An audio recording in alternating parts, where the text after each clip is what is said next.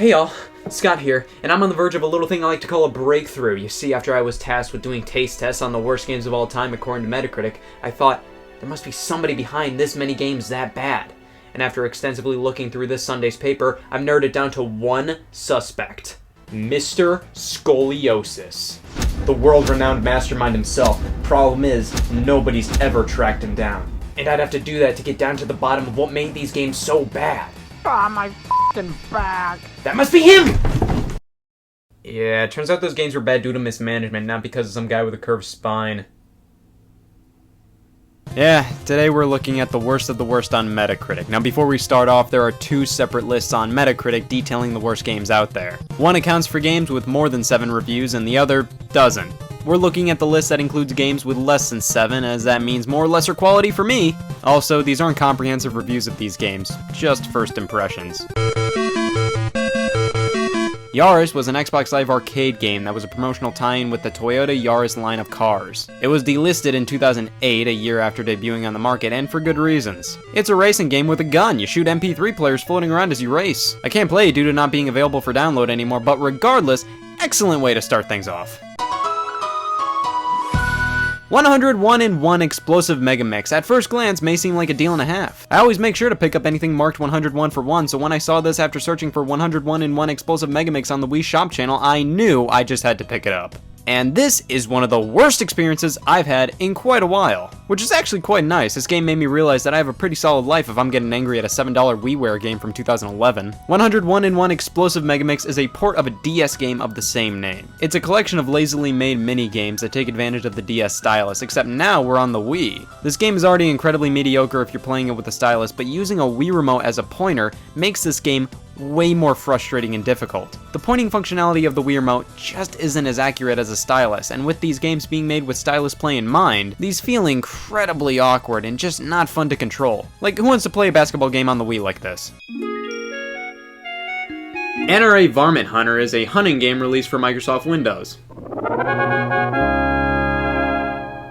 I can't play it. It's just a poorly made hunting game where you shoot gophers or whatever. And judging by this game's intro, this game is f***ing ruthless. Orc Slayer on the PlayStation 4. This is phenomenal. I really don't have much to say about this game. It's basically just everything you'd expect out of a bad budget indie game. I mean, it's much more playable than other games, but I just got bored of it after 5 minutes. Definitely not the worst thing out there, but it's far from good.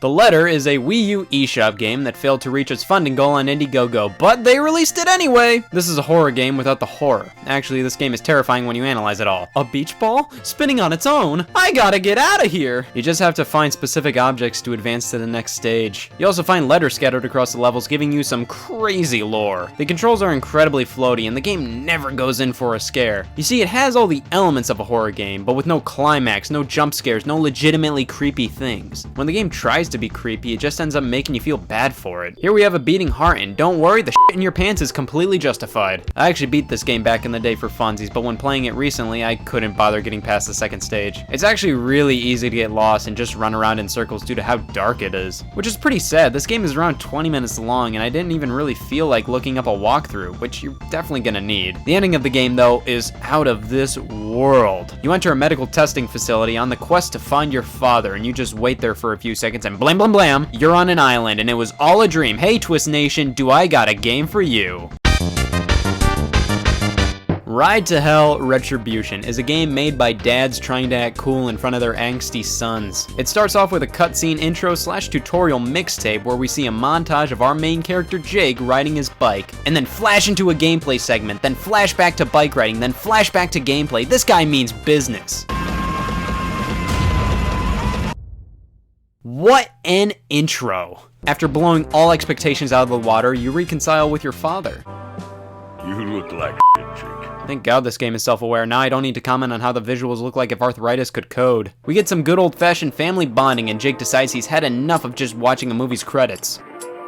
Swear to God, I'd rather be polishing boots than sit through this crap. The dad pisses Jake's brother Mikey off, and Jake has to go after him due to the dangers that awaits outside. And then Mikey gets his throat slit by these guys. This is like a skinny little old baby cow, ain't he?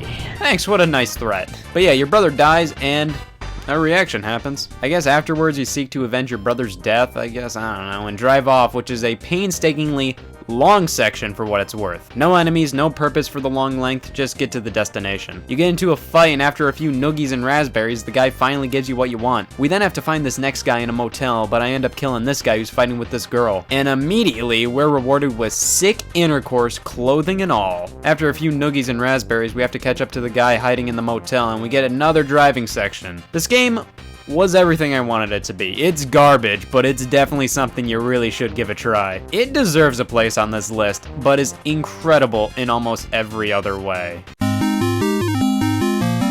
Elf Bowling 1 and 2. Solid concept for a game. Of course, these 6 simple syllables attract most people. Absolutely not worthy of being on an actual video game cartridge licensed by Nintendo, though. This game can be summed up by just saying, you press A.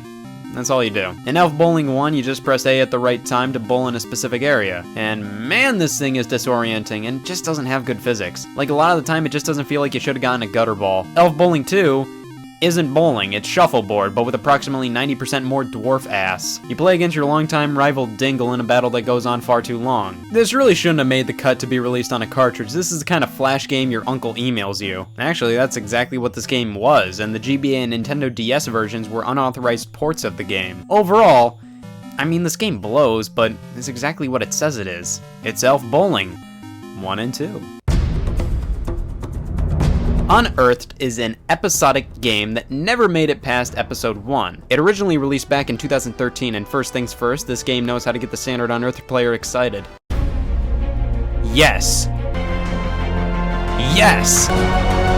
Yes! How many times can I say I'm sold until you get the point? This thing looks stellar. But let's get down to the brass tacks here. This is a complete rip-off of Uncharted. At least they saw the growing market for cinematic action adventure games that begin with Un. The difference is Uncharted has beautiful environments, great writing, fun characters, and entertaining gameplay. This game feels like if Uncharted was released on the PlayStation 1 and was coated with waffle iron. The game starts off with your character limping all over the place, while the game stops you abruptly every 4 grams of movement you take to explain something that's relatively trivial. I got to shooting and ew. I'm playing the Mac version, and for some reason they decided to make aiming a right click on the mouse and shooting a left click. All Macs ship with a trackpad or a magic mouse, which you can't right click and left click simultaneously. So time to crack out a third-party mouse. We trudge on to the hand-to-hand combat section, and why is the scroll wheel an input? We have all these keys on the keyboard, yet they decide to use the scroll wheel. That basically describes one of the larger problems with this game. Clunk. This game is the farthest thing from intuitive to play, which is emphasized even more by the fact that this is a pretty simple game. Definitely play it with a controller if possible. The game then actively tries to gain my sympathy, and then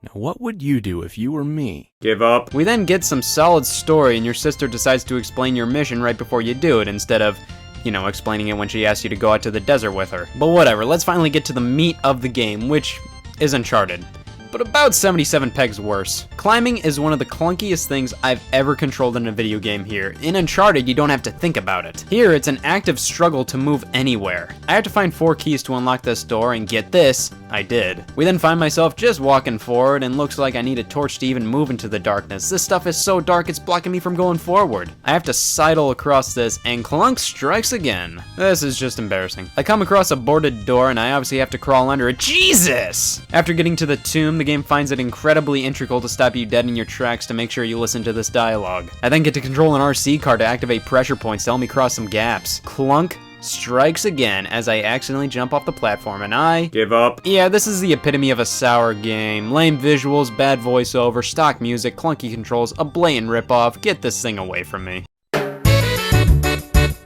Family Party 30 Great Games Obstacle Arcade. First off, kudos to the marketing team. It's like they know what consumers want in a title. This was released near the Wii U's launch, and oh boy do we have a stinker on our hands. This is a party game, of course, and by the second minigame I shut this off hard. This game does what I think many Wii U games painfully do to a fault, which is use the Wii Remote and gamepad by trading them off in between. Use the Wii Remote for this game, now use the gamepad. That just gets so inconvenient and tiring. Don't make me constantly swap controllers, that's just not fun. On top of that, the game went from a Wii Remote minigame to a gamepad minigame to a game that required the nunchuck to be plugged in and refused to let me do anything until I did so. This feels like a generic party game that was in development for the Wii and immediately shifted over to the Wii U when that was on the way in. And also, these minigames blow. I'm not one to immediately write off party games. They have their worth and can be tons of fun, but this is one of the worst excuses for pretty much anything. The game that required the nunchuck really got to me. You have to shoot at ghosts. It requires the nunchuck for the analog stick, and you have to move the stick to where the ghost is and waggle the Wii Remote to shoot it. Wow, it's like I'm really there! This is stupid. Why not just use the pointer of the Wii Remote and the B button to shoot at ghosts? Instead, this game made me get up and find a nunchuck for a minute-long minigame. This is miserable. This game needs to go lay down. Finally, we end off with the creme de la creme of stupid f***ing garbage. Big Rigs Off-the-Road Racing, released in 2003 for Microsoft Windows. A bit more exciting a reveal the first time around. Yeah, we have a bit of a problem on our hand. I simply can't go without playing this game, as it's the worst of all time. So we have to turn to an unofficial Mac port of the game. Problem is, doesn't run very well. I don't think that's going to affect my opinion of the game, however. Big Rigs is a racing game with everybody's favorite form of transportation, some big rigs. And it's completely unfinished. You can drive through everything. Your opponent doesn't even move at all. Now this is what I call some positive life lessons with Big Rigs. Easily teach young children that it doesn't matter if you win or lose, it's about the sick nasty glitches in store for you. This game is a masterpiece of trash. If you go in reverse, you oddly go faster than you would in drive, and on top of that, just give the left or right arrow keys some lovin', and finally, a driving game with some personality. Listen, I think Big Rigs deserves to definitely be on this list, and it definitely could be considered the worst game of all time. I mean, it's not finished. But this is more art than it is bad. This is the fun kind of bad that only legends have spoken of. 101-in-1 Explosive Megamix and Family Party are the boring, frustrating kind of bad. This and Ride to Hell are games I think everybody has to experience. Wow, oh wow. Who knew video games could be so bad? Hopefully those games didn't affect my sanity too much.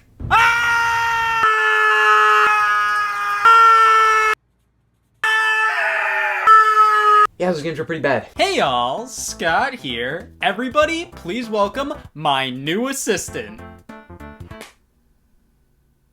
I can see why everybody said this game was bad. This is the worst video game of all time.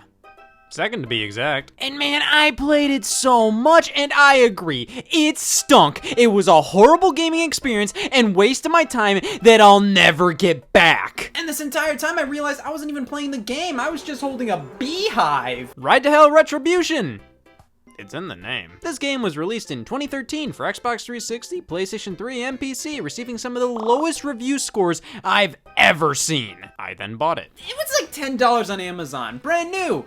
Nothing is free at the end of the day. If you want to experience the pain of childbirth, you have to pay for it. Announced all the way back in 2008, Ride to Hell was just that. Ride to Hell, an open-world biker game based in 1969. It looked so badass, as in, God, this ass is horrible! This trailer was released, not showing gameplay, any story elements, nothing. Just letting bikers be bikers, damn it. Coming in 1969, that doesn't make any sense.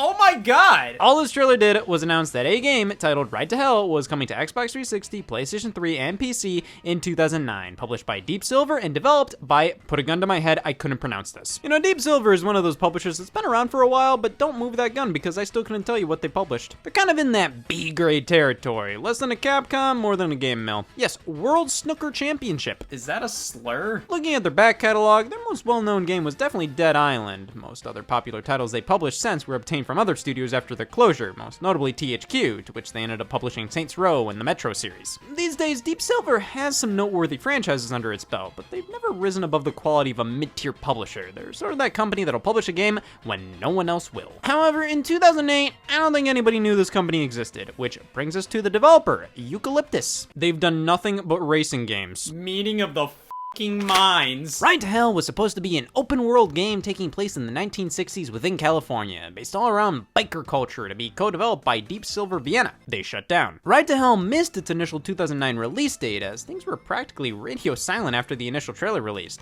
Cancellation was all but confirmed, but 4 years later, there was life. In early 2013, age ratings started to pop up on websites for a game titled Ride to Hell Retribution, and by April, trailers released. Still published by Deep Silver, developed only by Uperlight, and releasing in June of 2013. Hell, they announced 3 games during this time. Ride to Hell Retribution, Ride to Hell Route 666, an Xbox Live Arcade and PlayStation Network side game developed by Black Force Games to be released the same month as Retribution, and Ride to Hell Beatdown for mobile devices. This was set to be a franchise, and then the game released. Yeah, Retribution was the only Ride to Hell game that actually released, which means it's on the same level as Applebee's and Chicken Fingers. It exists. Upon release, this game got more notoriety than it would have normally, because it turned out this game was fucking horrible. Listen, I never even heard of this game prior to launch. I have no expectations going into this, which means I should play through it all. I am the prime specimen to do such a thing. Go ahead, test me. You can't win them all, but that doesn't mean I'm not gonna do it. I still haven't beaten Ocarina of Time, so you know what that means. I'm gonna beat Ride to Hell Retribution. As a certified member of the human race, I will confirm, we like to bitch. So I don't know, I'll take the more mixed reviews on Metacritic to heart here. I can't understand why people hate this game. It reminded me of GTA, The Lost and Damned. Biker's life with cool men with beards, girls, fights, bikes. Not awesome, but playable. This game looks like a PS2 game. Gameplay is not good, graphics are good, and controls are better. Objectivity at its finest, everybody. That's what more game reviewers need. You can't go into Ride to Hell Retribution hating it. That's gonna spoil your feelings in the end. Well, let's take a look at what Metacritic deems as one of the worst games of all time. Second to Family Party, 30 Great Games, Obstacle Arcade. Which one do you want? Yeah. Well, here's the copy that I own since 2014. Ride to Hell Retribution. 1%. What is that, the Metacritic score? Apparently this relates to outlaw bikers. Well, you'll learn something new every day. Like my opinion on this box art. This looks fucking awesome. This is on another level. It's about as epic as something like Red Dead Redemption 2. And you know what they say, you can't spell Red Dead Redemption 2 without Ride to Hell Retribution, Red Dead Redemption 2. 2 fists, 2 wheels, no rules. Groceries. The manual? Well, Jake will employ any means necessary to enact his vengeance, weaponizing his environment, using hand-to-hand combat on foot, and battling it out in high-speed shootouts on Jake's custom hog. Supports family side. Oh, me and mom can share. Looking at articles that detail games considered the worst of all time, many are because of unkept promises, bugs and glitches that tarnish what would be an otherwise solid product. I mean, SimCity from 2013 had a disastrous launch, but it cleaned itself up in due time. Same with Final Fantasy XIV, No Man's Sky. Ride to Hell Retribution may be just that. You know, I'm open to playing a bad game. I haven't beaten all these, so my standards haven't been finalized yet. Let's fucking do it!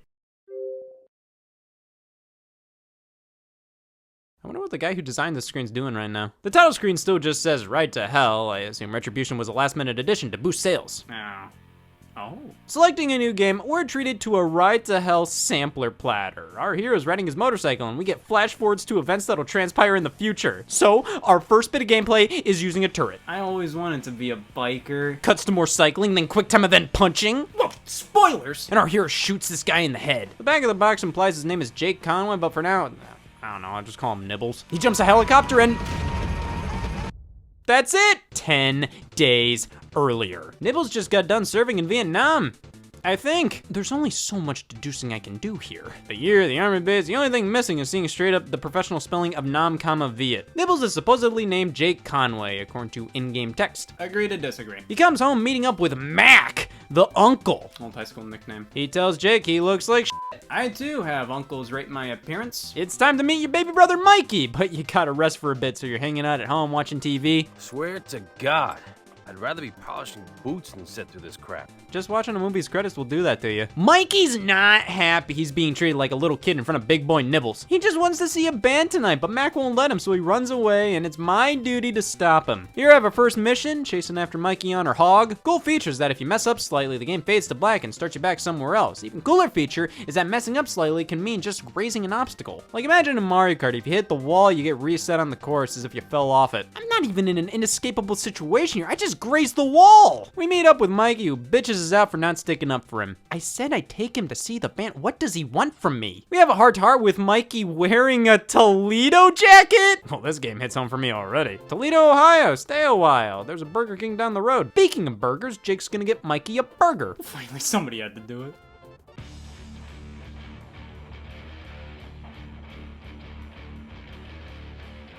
They're threateners. Mikey got his burger, let's get out of here. But they noticed the Toledo jacket Mikey's wearing. Toledo, Ohio, don't get killed here. Motorcycle section, this time with combat. Hit the button. I'm a badass! I'm a badass! I'm a badass! After a 2-minute long driving section that was timed for some reason, we're now off our motorcycle and cornered by everybody. What led to this? Oh man, Jake does the sick move, watch. Don't you move now, cherry pie. Did you see it? Because you sure didn't hear it. Okay, so Jake knows that him and Mikey's dad has a past, and this gang wants to kill any member of his family.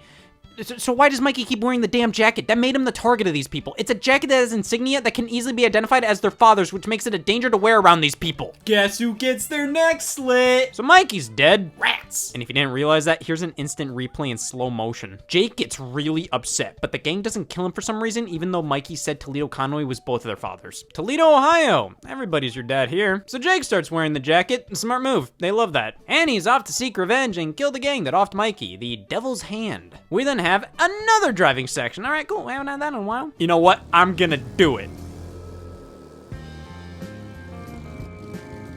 I did it. All right, so we're looking for a guy named Anvil. So we get into a fight with this guy who is an anvil, and then a fight with these extra non-anvils, and this is where we get to experience the hand-to-hand combat in the game. Listen, you could block, dodge, use your light attack in addition to your heavy one, but why do that when your kick literally stops any enemies from doing anything to you? You can just keep kicking a guy until they eventually die. Other enemies around will practically never do anything to you, and if they will, it's always a telegraphed attack where you hit the Y button when that appears. Who knew the kick was mightier than the sword?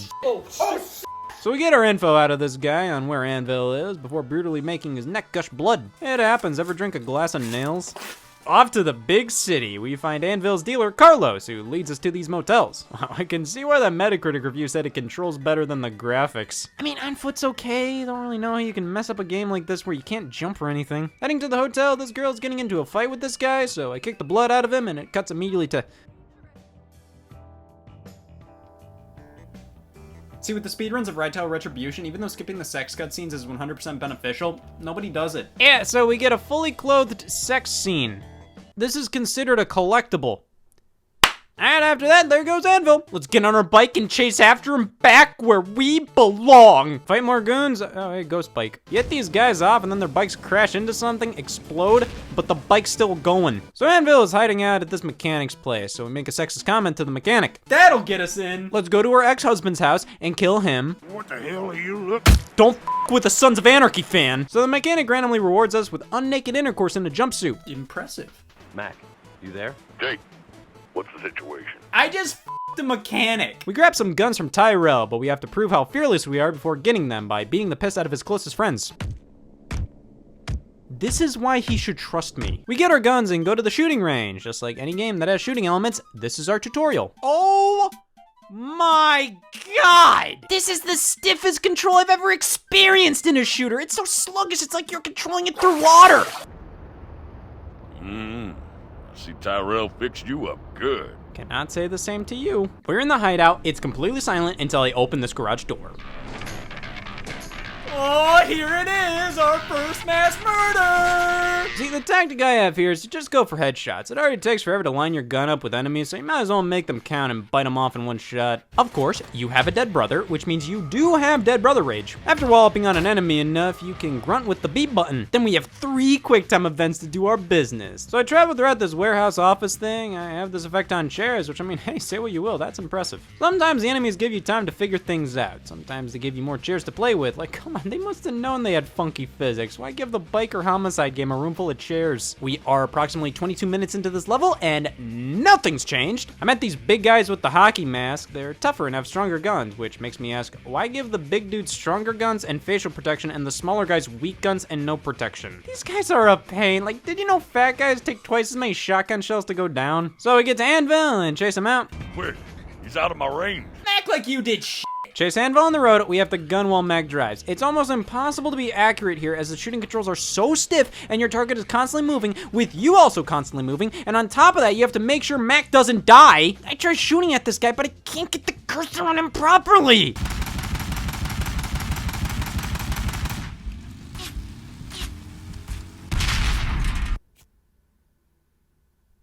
What the f just happened? Afterwards, we have a time chase with Anvil. You have to shoot him enough to win. To win. The controls make this damn near impossible. You can't get a good shot on this guy for your life. But when you finally win, it's glorious. You get to ask Anvil where the rest of the gang is.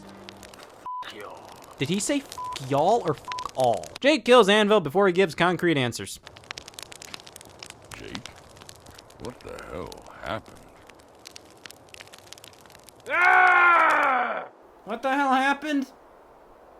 That the hell happened. We're then introduced to the game's hub world, so it should be obvious by now. Ride to Hell isn't the open world game it was destined to be. It is stages of driving, quick time event combat, and third-person shooter segments. Is it better? It's right to hell. Ellie, Mikey's girlfriend thing, calls on the walkie-talkie and gives us insight on what to do next, so we meet up with Dr. Blotter. He talks, I didn't listen. Wow, he is a real doctor. 5-minute driving segment ensues. Not only are the devil's hand against us, but the police are too, evident by them putting a air filter on the road. Oh, Jake isn't happy. So we gotta avoid those and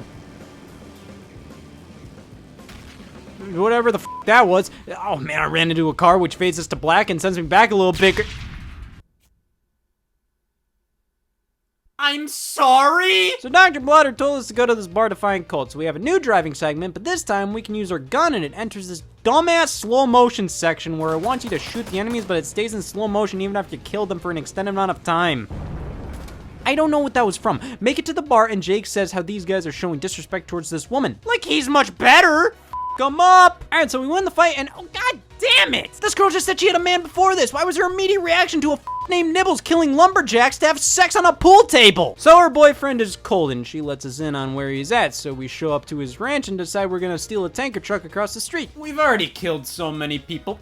What's one tanker truck gonna do? Oh man, Jake's getting mad. You get to drive with the tanker, but considering these levels were designed for the bike, there's not really a ton to do other than accelerate.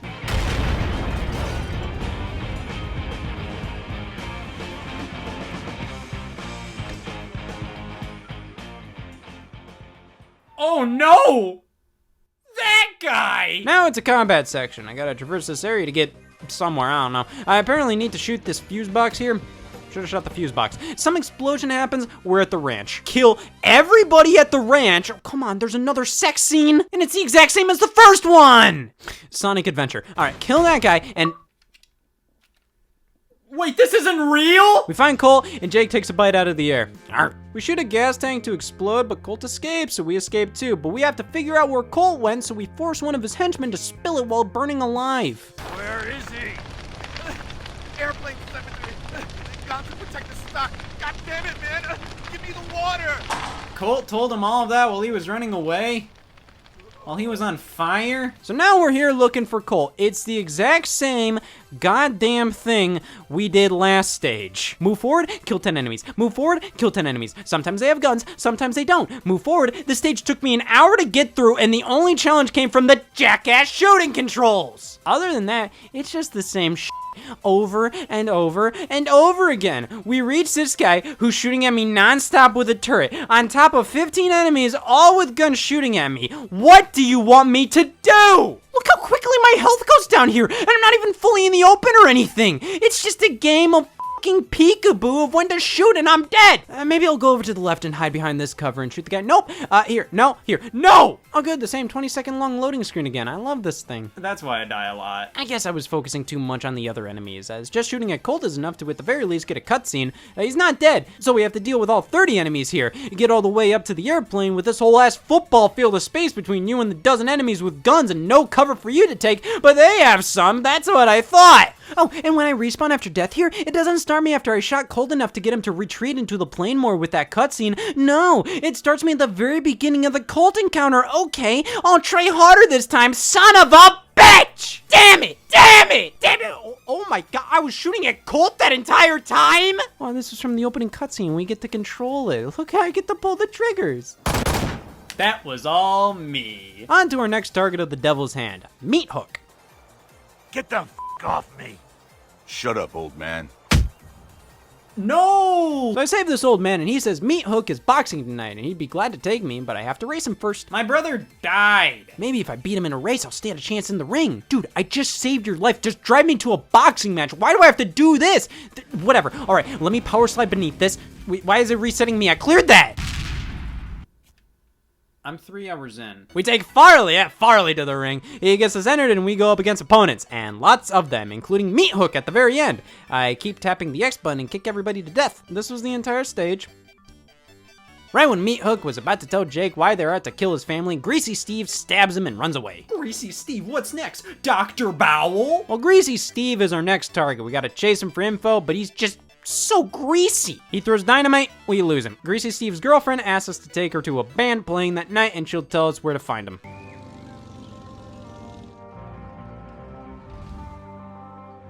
This is my favorite song. Home invasion, sex. This girl does not look happy. We fight a bunch of thugs again, this time in a warehouse, which is basically 90% of this game's settings. Then we gotta save the gas station from the guys trying to blow it up. Likes murder, loves small business. Okay, so we race and shoot at Greasy Steve.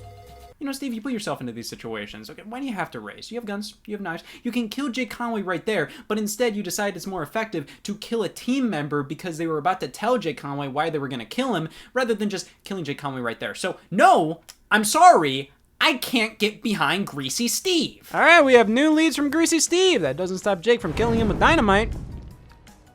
Lovely. On to King Dick. All right, so this guy who isn't King Dick There can be only one. runs away, and we have to chase him. But all these guys get in my way, and okay, I know the text says aim your gun at him to intimidate him, but like, I just assumed that was their suggestion on how to kill him. Literally every other character you have to chase down, you shoot at 1 billion times, then it goes into a cutscene of you capturing them, i.e. the last thing I did. And this character runs away and takes so many stupid ass turns where you're gonna lose him immediately, and it's not like a huge chase all the time. Sometimes it's time sensitive, like here. Like the game will say, oh no, he got away. You f***ed up. But other times it's not. Like this section before you open this gate, see, he's just standing right there waiting to run again. So you spend time fighting these enemies that appear. But the next run of enemies beyond the gate, well, don't waste your time on them because the suspect will get away during this time. But not during this time. And there's nothing else in the game where you just aim at the enemy for a period of time to win. Also, why is this guy so important to spare while others Jake just murders without hesitation? Why this guy, all right? Okay, he tells us King Dick is at a strip club.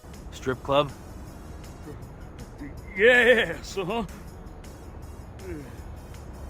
Time to say hello to the ladies. You f*** constantly. We get to the strip club and they tell us to talk to Susie. Okay, well that was fucking pointless. The strip club was just a 20-second cutscene. Why couldn't this guy just tell us to talk to Susie? What was the point of the strip club? We rescue this girl Susie and kill this guy Johnny. I don't fucking know. Susie tells us where King Dick might be. I checked the casino. The police are called because... Oh, I'm killing dozens. A fight with the police ensues as I escape via the roof. To church we go. There's so many damn enemies, as per usual. The AI is so inconsistent. Sometimes they're pissed dumb and other times they're just unfair. I take cover and this guy just runs behind me and starts blasting at me. Great. The amount of time it takes for you to die is also incredibly inconsistent. I go up to shoot this guy and within 3 seconds I'm nearing death when they're this far away from me. But here I'm literally right up their nose and I'm not dying. Look, come on, right here.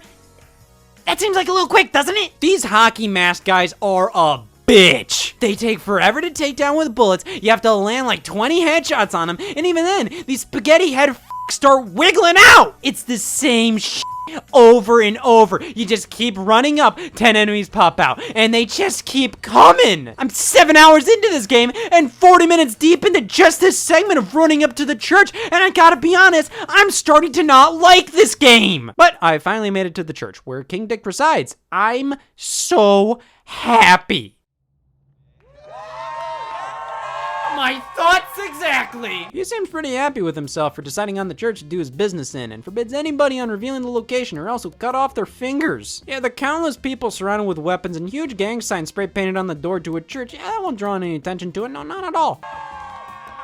Who the f Damn, our guerrilla marketing tactics aren't working. So we have to traverse this church while King Dick constantly throws dynamite and his men shoot at me. So you want to stay behind cover, but staying behind cover isn't gonna work if dynamite is being thrown in your direction. My point is, life fucking stinks. There's no way to get past any of this without cheesing the game. I have to find this corner where I can just kill all his henchmen and then wail on him myself. Oh, what are we gonna start giving raspberries on his tummy? We get to break King Dick's fingers with QuickTime events. This bucket list is getting You rotten son of a bitch!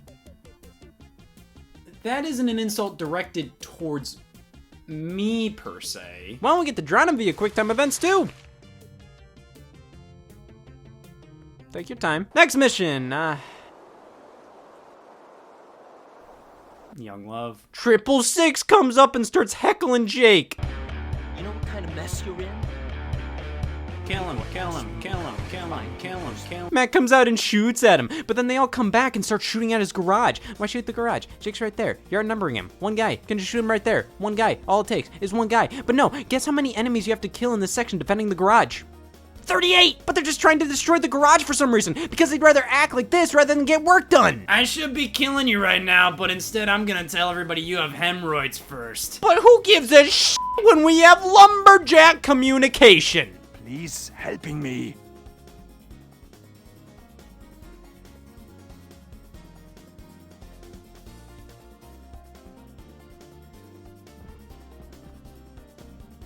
I'll take that as a no. This segment of the game, we have to explore this forest area for 7 boxes. When we get a box, normally more enemies pop out. We get the boxes, but Lumberjack has more stuff for us to do. This man has murdered so easily before, what's stopping him from threatening a lumberjack? Alright, so drive for 3 minutes and beat up thugs, i.e. use your foot, you coward. After all this, we return to the lumberjack, who's bragging to fellow lumberjacks. As all lumberjacks do. About how I just did a bunch of stuff for him as he had no intention on telling me the truth about the next guy. So Jake slashes him in the legs with an axe. Lumberjack tells him the truth, then Jake kills him. You know, every single interaction in this game ends the same. Either Jake tortures a man until they tell him who to go for next and then he kills them, or he f***s them. So we follow this guy 666 on bike, shoot him down, then follow him throughout the sawmill. This portion was abhorrent. So you have to stand on this platform to trigger an elevator to come down. But then enemies come out and the game says, hold them down, take cover. There's no cover to take on the elevator, so I assume it means, hey, the elevator's already coming. You don't need to be on this pressure pad. Find cover and take out the enemies, then go take the elevator. But the enemies never end. Like, they legitimately never end. 50 minutes of fending off these enemies in the right-hand corner turns out, yeah, you were supposed to stay on the elevator. Okay. This elevator moves so slow, but enemies will go on the pressure pad to bring it down, but it's not a big deal. Just move over and shoot them. Move over and shoot them. Move over and shoot them! So we get into this sawmill and beat up more guys for 20 minutes and meet up with 666, and his boss fight requires the most thought as you have to counter certain moves and dodge others, but my god, this game needed a sprint button. The only thing you have is the evade option, and that barely works. Look at this! So we beat 666 and Jake actively tortures him. Oh, I wonder if after 666 tells Jake everything he needs to know, he's gonna murder him anyways. Oh. Next mission, we're introduced to Ellie, who was introduced before. Twice. She tells us somebody named Brandy would be around the speedway. She knows Pretty Boy, but to earn her trust, we have to win a race. This is like the only driving segment where I have to drift, and it doesn't work. It just doesn't work! Thankfully, holding up on the thumbstick gives us a boost. I don't know how we get more boost and why we're boosting, but hey, I won after 4 tries. Brandy tells us she needs to see me win another race. Oh, for the love of Christ! Alright, so we win that, and Brandy tells us to pick up a bike in these mines from Orson. Oh my god! Orson's in the game? The miners don't like me, so I have to beat them up. Then I run into the mines with my hard hat on. Damn, it's good to be a biker. So I get through that and get to this miner. An of-age miner. Listen, buddy.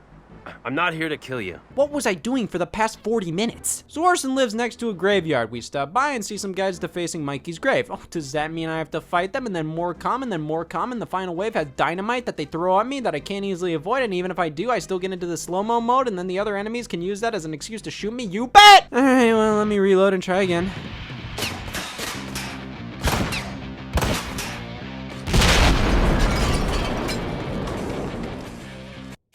Well, we find Orson's place, steal his bike, he calls the cops, so now we have a driving segment.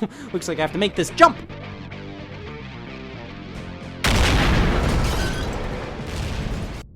We're 9 hours in. So we bring this bike to Tyrell, who put some explosives onto it or something, but he wants us to check in with a friend of his. He's killed immediately. So now we have to go through this level. for no reason. Like, yeah, I'm running through this trailer park. Okay, 2-second cutscene. What?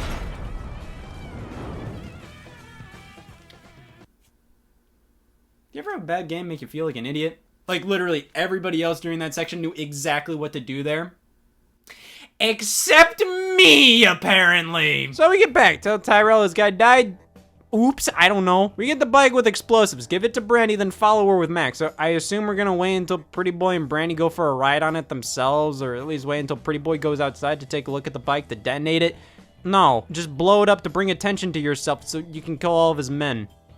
What the hell? What was the point of fitting it with explosive to begin with? You might as well have just given Brandy the bike as is, follow her to Pretty Boy's house, and then just throw a fucking grenade! Mac does this dumbass thing when he's driving, when he gets shot, and it's like, oh, there you go. That's how you know I'm dead. All right, so then we chase after Pretty Boy and gun him down. So then Jake goes from torturing these people to really torturing these people. So he punches this guy after he told us pretty much everything we already know. Like, yeah, there's a kill order on Jake's family led by some guy named Caesar. His arm becomes untied, so you know you could do something about that. Never mind. So Mac and Jake are hanging out, and Mac admits that he always knew about the kill order, but it's like, wasn't it obvious there was a kill order on the family? I don't know. Turns out Jake's dad got into a ton of bad junk. That's why there's a kill order here. The Mac's bike explodes. Sure. So we're off driving away, and because we're near the end of the game, difficulty ramps up a bit. The quick time events here. You need to be tapping the button that appears basically before you see what it is. The split second it takes to register what button you need to hit, it's too late. The game won't count it, and you have dumb shit like this happen. Turns out a viable option here is to just tap all the buttons. That works. Ellie tells us she's proud of us as nobody's ever stood up to them like this before. I've killed thousands. So let's drive after an army truck, take out the thugs who stole it, shove this guy's head against fire to tell you info, then just let him be afterwards. He's a serial killer with a conscience. Then we take the truck and drive that back, get an RPG from Tyrell, but get a call from Ellie saying the Devil's Hands stormed the property. Jake heads back and they did something to Mac.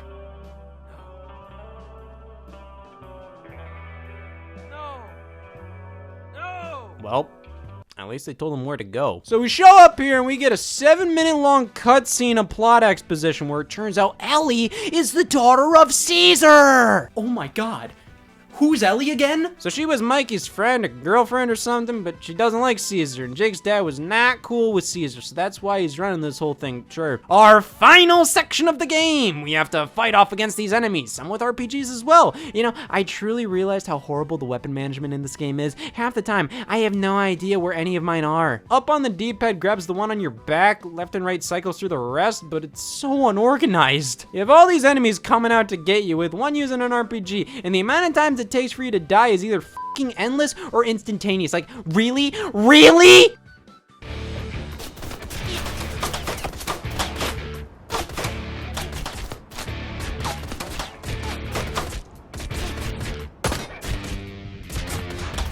How did I lose so much health from that? Chase down Caesar, kill him by gouging his eyes out, tell him to stay cool.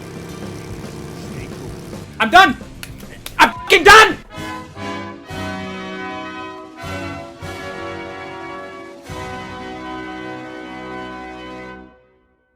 Big fucking hands. Oh wait, there's DLC. It's bad. So that is Ride to Hell Retribution. Not only is it glitchy, unplayable, unfinished, brutally difficult for all the wrong reasons, offensive to play, offensive in general, but I felt something while playing it. It shocked me at every corner. It's so horrible, the mere act of it existing shocks me. I played this game for 15 hours and I beat it, so I have that going for me, though HowLongToBeat.com lists it as lasting 9 hours. Well, that makes me feel like a bitch. So the extended time I spent with the game changed me. I'm a badass now. I know exactly how badasses operate. Watch, I can draw blood with a plastic knife. Okay, so I got cut with a plastic knife, though I drew blood with a plastic knife. Am I a badass or a pussy? Hey y'all, Scott here. You know, I've made it 9 years staying spoiler-free on Heavy Rain, and the only way to stay as spoiler-free as possible before playing it is to not play it.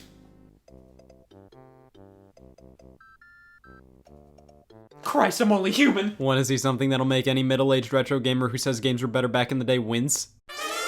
As video games evolved, it became clear as day that they could be so much more than Blue Hedgehog versus obesity. You can make different types of games that defy all the odds of being called a game. They could be interactive stories. You could create a plot that was just as high quality as something out of a book or movie, while also giving the player the ability to make their own choices and affect the outcome of everything. Or they could literally just be a movie playing and you have to hit the right button at the right time. You either love these types of games or you despise these types of games. Fans love how it's like experiencing a movie, but you get to interact with it, and then everybody else thinks they don't really qualify as games. You don't get the same level of control as with a standard video game. It just feels like you're watching a movie and have to press a button sometimes. I'm straight down the middle with my stance on these things. I do prefer playing more standard video game experiences, but I find the interactive movie-like games to have their own merits. They can be just as fun, albeit in a much different way. But to truly understand this type of game, we have to take a look at one of the most notorious games of this nature. Labeled as an interactive drama, here we have Heavy Rain, developed by Quantic Dream. They're well known for the interactive movie experience. They created Fahrenheit, also known as Indigo Prophecy before this, and put out Beyond Two Souls and Detroit Become Human afterward. Directed by David Cage, the game was initially revealed at E3 2006 with a tech demo, Heavy Rain: The Casting. This had nothing to do with the final game. It was created to demonstrate how they were utilizing motion capture to make fake people look like real people. Just a simple video of a casting call audition. The actress here did make it into the final game as a supporting character, but other than that, this was just a taste as to how Heavy Rain would look, and by God did it look. Interactive movie type experiences always had the issue of, you see, I can't take it seriously when it looks like that. Heavy Rain looked almost as good as an actual movie, and because of that, it wasn't until February of 2010 when the game finally released as a PlayStation 3 exclusive. Quantic Dream originally approached Microsoft with the game, but they didn't want anything to do with it due to it involving children being kidnapped. Sony, on the other hand, said, hell yes! Now, it originally released on the PlayStation 3, was later updated for PlayStation Move, and in 2016, it made its way onto the PS4 alongside Beyond Two Souls. The PS4 release was digital only for the longest time here in North America. Over in Europe, they got a double pack of both games, which I considered picking up for the longest time to own this thing physically. However, they ended up releasing physical copies over here in 2018, a part of this $40 box set of Heavy Rain, Beyond, and Detroit. I may eventually play the other two games, but come on. Child abduction. Alright, so I played through Yoshi's Crafted World, so now I need a palate cleanser. So why not try Heavy Rain? Oh boy, I can't wait to get depressed. Alright, Heavy Rain.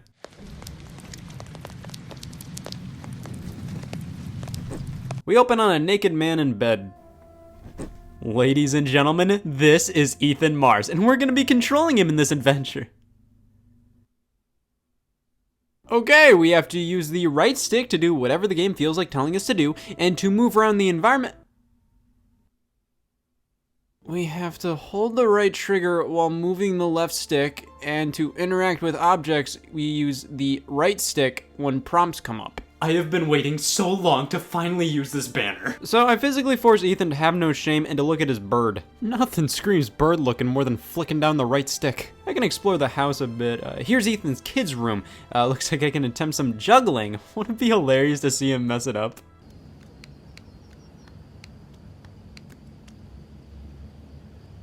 Okay, give me one more shot at this.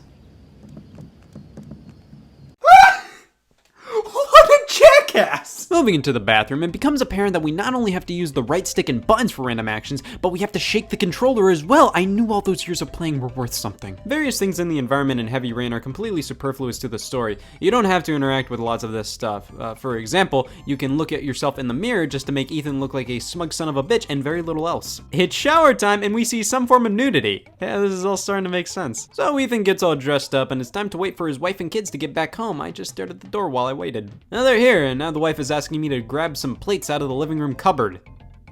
Living room cupboard. I've been looking around the living room for 5 minutes trying to find this thing. Damn it, my marriage is on the line. The cupboard ended up being in the dining room. This is not a living room, that's a dining room. Why is it called the living room cupboard? Let's see how the kids are doing. I picked Jason first since he's my favorite. I start spinning him around, the game cuts to this angle of Ethan, I laugh, then I play with Sean. These kids think I am a god and will clap at anything. Now it's time to fight Jason. God, I'm kicking this kid's ass. Jesus, they should have called this game Jason fucking Dies. So Merlin the bird dies in the span of this to this. Alert, I can't walk away for 20 minutes without the bird dying. I don't know what happened, he just did. Sean runs upstairs, I follow him, dead bird on the ground. Anything could have happened. Well, we move on to a nice family trip to the mall. The kids are going wild. Ethan's wife wants to go look at shoes for Sean while I get some quality Jason time. Oh, damn it, he ran away. Here we have the infamous Jason button appear. Hit X for maximum Jason. I don't call it X, I call it Jason. I wish other games would follow suit. So I catch up to Jason. Jason, you really shouldn't run her off like that, you know? awful lot of people in here. Please, Dad, can I have one? What's wrong with you? Don't run away like that just to force me to buy you a balloon.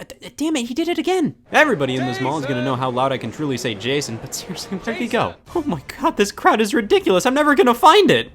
Oh, here's the food court. Oh, Jason, he's across the street. Why is he across the street? What is he trying to gain from that? So Jason runs towards Ethan in busy traffic and gets hit by a car. Jesus, they should have called this game Jason fucking Dies. How did Jason die from this? Ethan was the one getting hit by the car. Look at that. Well, that was the opening. I love video games. They're fun. We got to 2 years later. Jason's death has taken a toll on everybody. Everything's dark and gray, and I can force Ethan to drink an entire bottle of beer and then put it back in the fridge. He is really taking it hard. During this entire scene, I can walk around and interact with random objects, or I can talk to my son. I'll just sit here. He has really gone off the deep end. We can hold the left trigger to listen to Ethan's thoughts, one of them being how Sean vastly prefers his mother to him. Yeah, it's like Ethan was responsible for his brother's death or something. Let's make Sean some dinner. The microwave blasts the chicken for 5 seconds in total and then is done. That is fucking incredible. And here I am, sitting, watching my son eat. I still don't know why he prefers being around his mother. Time for Sean to go to bed. I go upstairs, I see he drew his brother dying. Oh, that's so normal! Ethan and Sean have a heart-to-heart talk about why Ethan looks sad, and Sean makes a very mature statement on how Jason's death wasn't his fault. Okay, 2 things. 1, that's a little weird for him to say after drawing this. And 2, this would have been a very powerful moment if the game didn't glitch out and Sean's lips actually moved. You know, Dad, what happened to Jason wasn't your fault. Good night, Sean. So Ethan has a bit of a blackout afterwards, and then...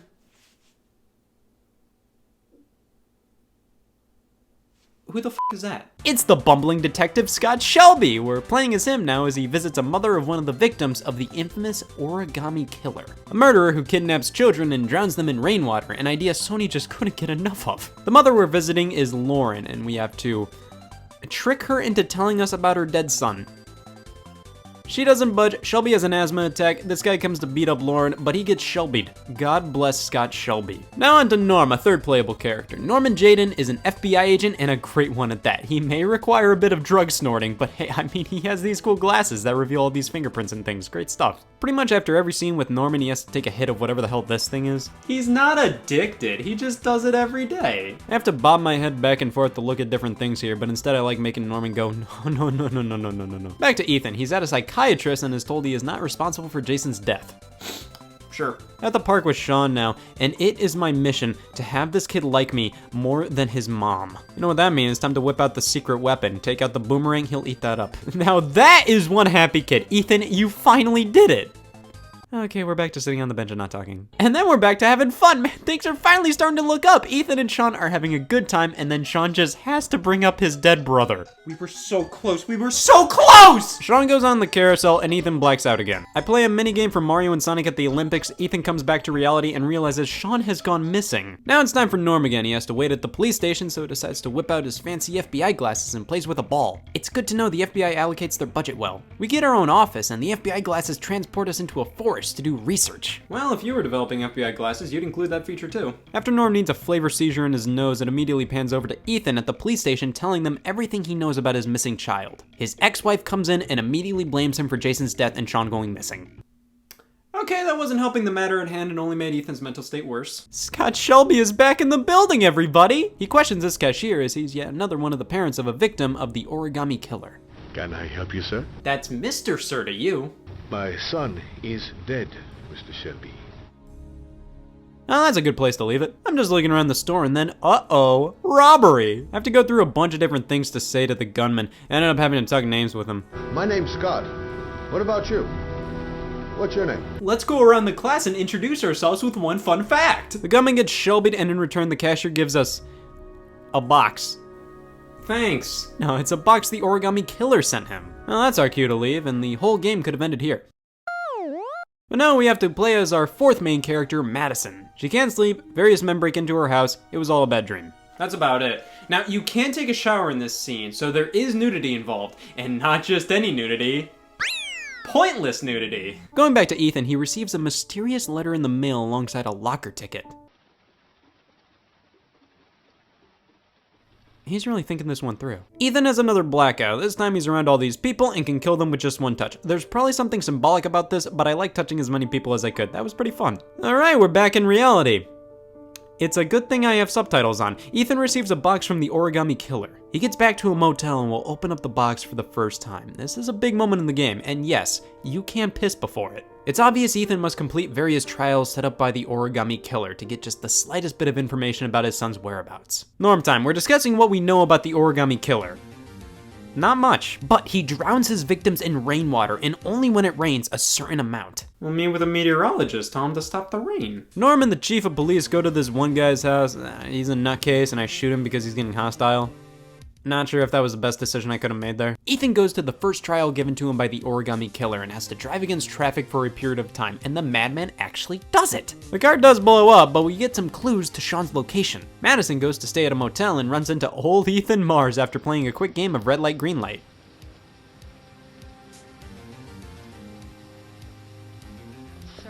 She helps him out because he's in obvious pain, and then Ethan's off to suffer some more in the next trial, but first, he's back, folks! My least favorite character to play as. Norman's pouting after killing that one guy, but then chases a criminal on foot, my favorite video game scene to add funny sound effects to. Shelby is loafing around the office and goes to...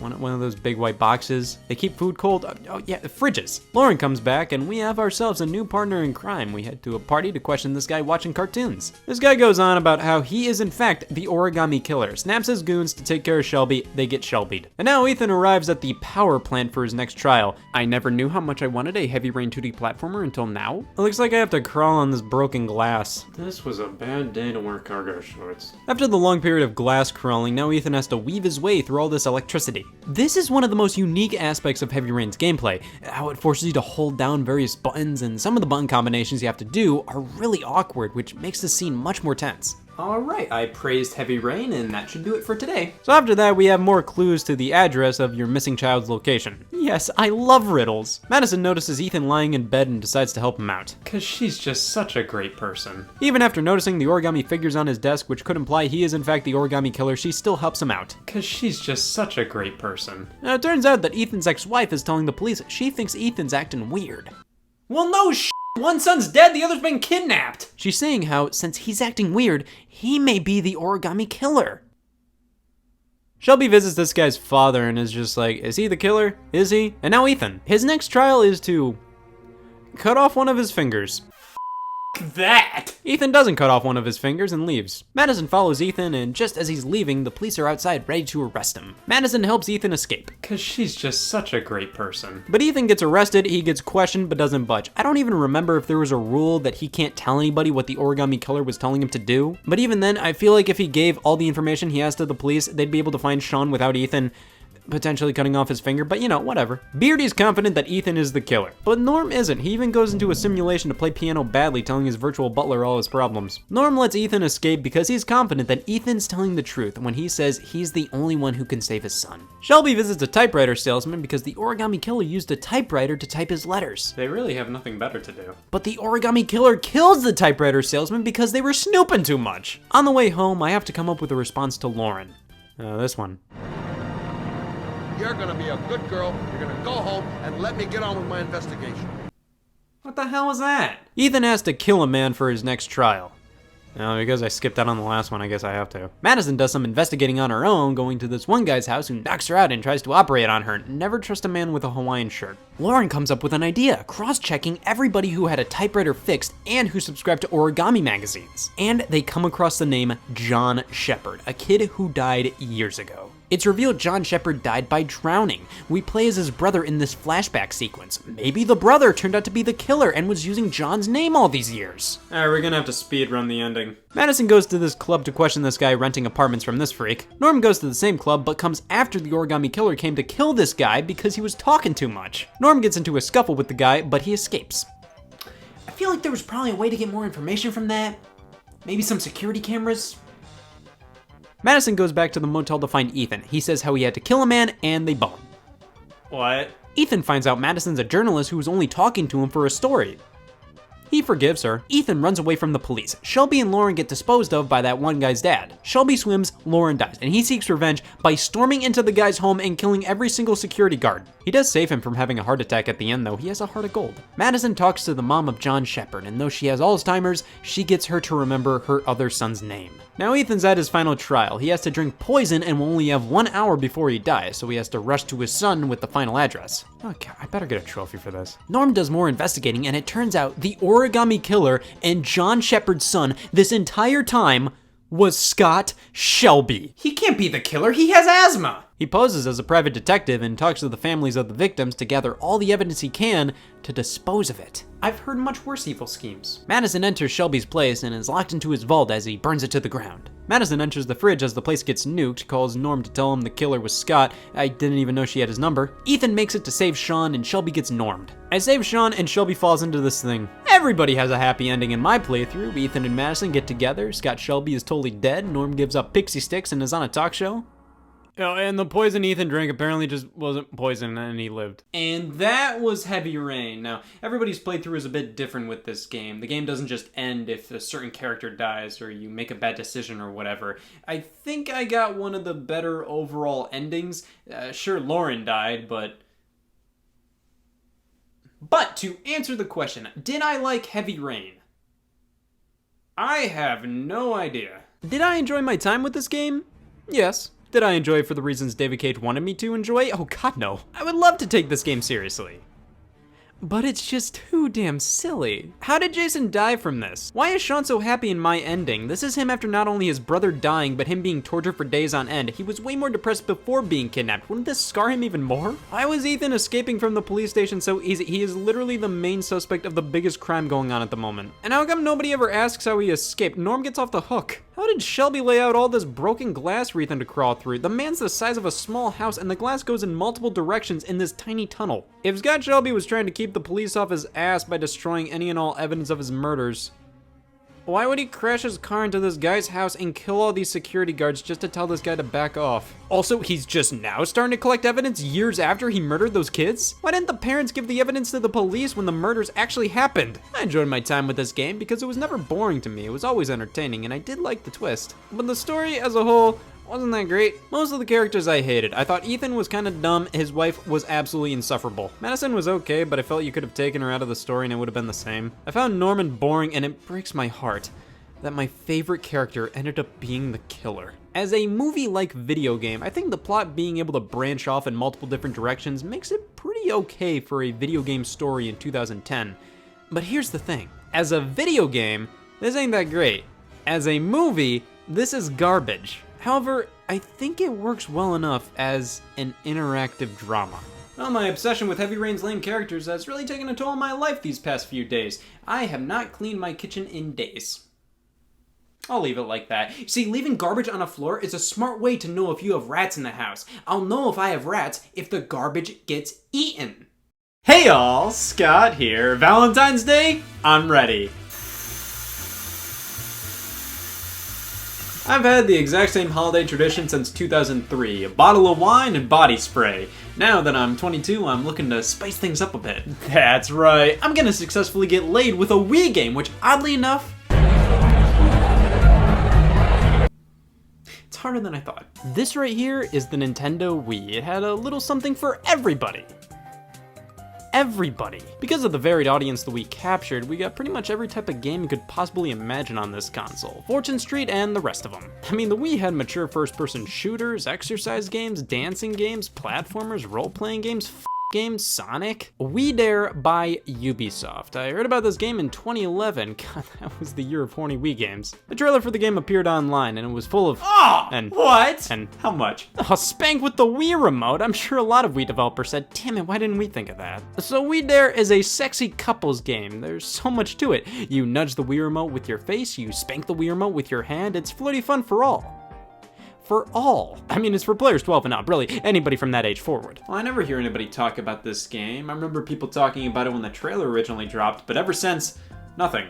Which is weird, the second Wii game that'll get you laid, that's a huge deal. Well, We Dare caused a bit of controversy. Are you f***ing serious? Well, considering the age rating was the same as Ratchet and Clank, I think some people were a little concerned. Imagine a kid trying to choose between these two. I mean, that trailer, man. Ubisoft pulled it from YouTube in the United States, and it only got a European and Australian release for the Wii and PlayStation 3 in spring of 2011. It looked like the company was basically ashamed after ads went out for this game, so they distanced themselves as much as they could from here in the States. I'm not sure if a US release was for sure ever in the cards, but it for sure never happened. Lucky for me, Ubisoft never accounted for the act of buying a product from Europe off of eBay. My Wii collection finally means something. I only have the Wii version here. I assume it includes all the sex it can. The PlayStation 3 version requires some peripherals according to the cover. You'll need these. Hell yeah, you will. Let's not waste any more time. We are officially one disc slot away from me taking my innocence and just What do I have to lose other than virginity? Let's play We Dare.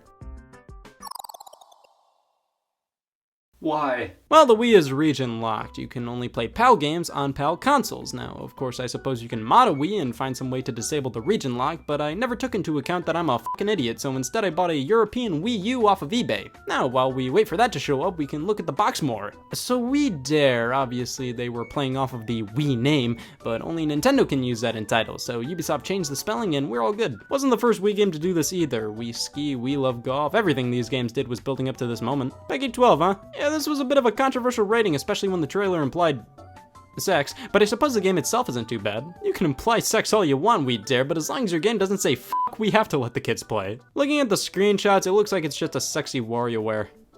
So WarioWare. Oh, but it says it features violence and sex and bad language? I don't know, man. This sounds like my living room's about to be the We Dare trailer. And here it is. I am the proud owner of a second Wii U. I've had nightmares of this happening. So it didn't come with any cords. I assume I can just use my North American Wii U cables to play this. Europe does have different power outlets in the sort, but what's the worst that can happen? I'm okay if things get even worse if it means I can play We Dare. Plugging it in.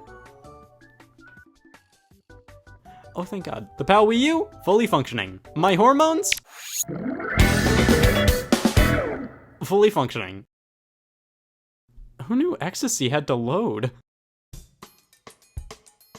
This is We Dare, Scott's very first PAL import. Gotta say, it's pretty surreal to be playing this in Ohio. So I gotta create my own avatars. I can't use your me or anything here, and Nintendo's pretty picky about what games you could or couldn't use a me in. I was so upset when I couldn't use mine in Manhunt, but at least We Dare has their own little fake me maker. No matter what guy I create, they all have this certain level of pudge, and the options aren't too deep. There's not a ton of ways to truly make the character look like yourself, unless you're the Cat in the Hat. Weirdly enough, lots of options if you look like that. After creating something God wish he created, we have to pick one of 6 personality types. Are we a big shot, some couch potato, yes, a jock? I created some other characters here, including a girl. I named her Impact because I always had a thing for that font. Such a great font, so bold, so fun, always use it when you want attention. I always wished I'd find somebody who was just as iconic as Impact. Yeah, okay, I want to a font, who doesn't? Alright, and on to the game! Do you want to use the Wii balance board? Yes. Welcome to the We Dare couch, where innocence leaves the building and this thing now has different connotations. Each player takes a turn picking minigames via giant fuzzy dice. You click it, it takes us to this 10-second long loading screen. Anybody up for a fun fact? Well, if it's from We Dare. Sure! These definitely help lessen the pain that these loading screens take up 40% of playtime. And it's time for the minigame! Oh, man, I can't wait to see what this whole sex thing is all about.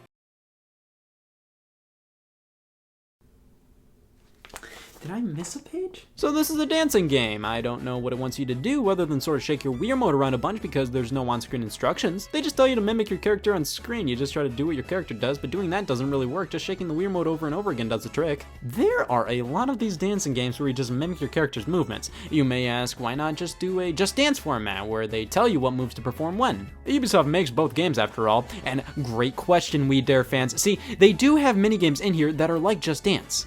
So what's the point of these ones? I'd say half of the 40 or so mini-games in We Dare are simply dancing games. Some of them are like this, the rest are even worse. Of course, I was asking this, you were asking this, we were all asking this. Where's the f***ing? What the hell is going on here? Look at this trailer, they get naked! Naked! Now look at the actual game. I played Mario Party minigames sexier than this. Nothing like a trivia game to get your pants off to. So after every minigame you get a loading screen and then a question. Do you think about what you wear? Look at who you're asking. Another loading screen appears and we are back where we belong. The next player in line gets to pick the minigame and we can get some suggestive games every now and then. Mechanical bull riding, sure, I can't imagine that in a game for kids under 12. Every now and then you have the opportunity to play a one-on-one partner game, and that's where that We Dare magic comes into play. These minigames can be pretty intimate, squeezing your faces together with a Wii remote between them, just another Wednesday. Eating the apple by hitting buttons with your face can get really competitive playing with the guys. F you. F you. And the spanking game, where you have to put the Wii remote in your friend's back pocket and then rock them back and forth?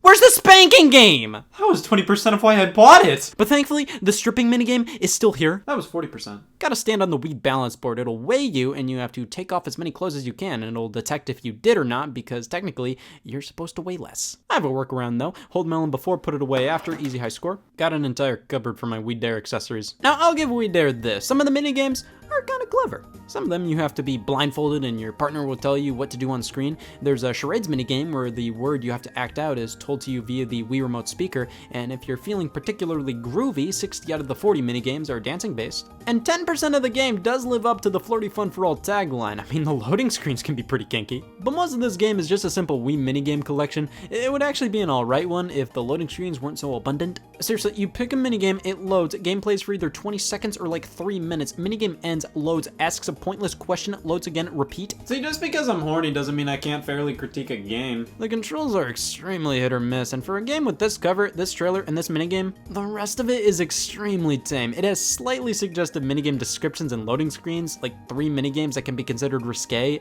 That's it. And to my knowledge, you can't spank in this game. It shows it on the back of the box. Ubisoft, thank God they have a support number to call. Uh-huh. Okay. Okay. Thank you. Apparently, Wii Dare is considered contraband if played outside of Europe or Australia. If there's a sexier reason to go to prison, I'd like to hear it. Prison was okay. Met this guy Jerry, had a few laughs, palm got stabbed, but being the only person to go to prison for Wii Dare makes me the most qualified person to have an opinion on Wii Dare. And my opinion on Wii Dare is that it needs to learn a certain definition. Lifting isn't spanking!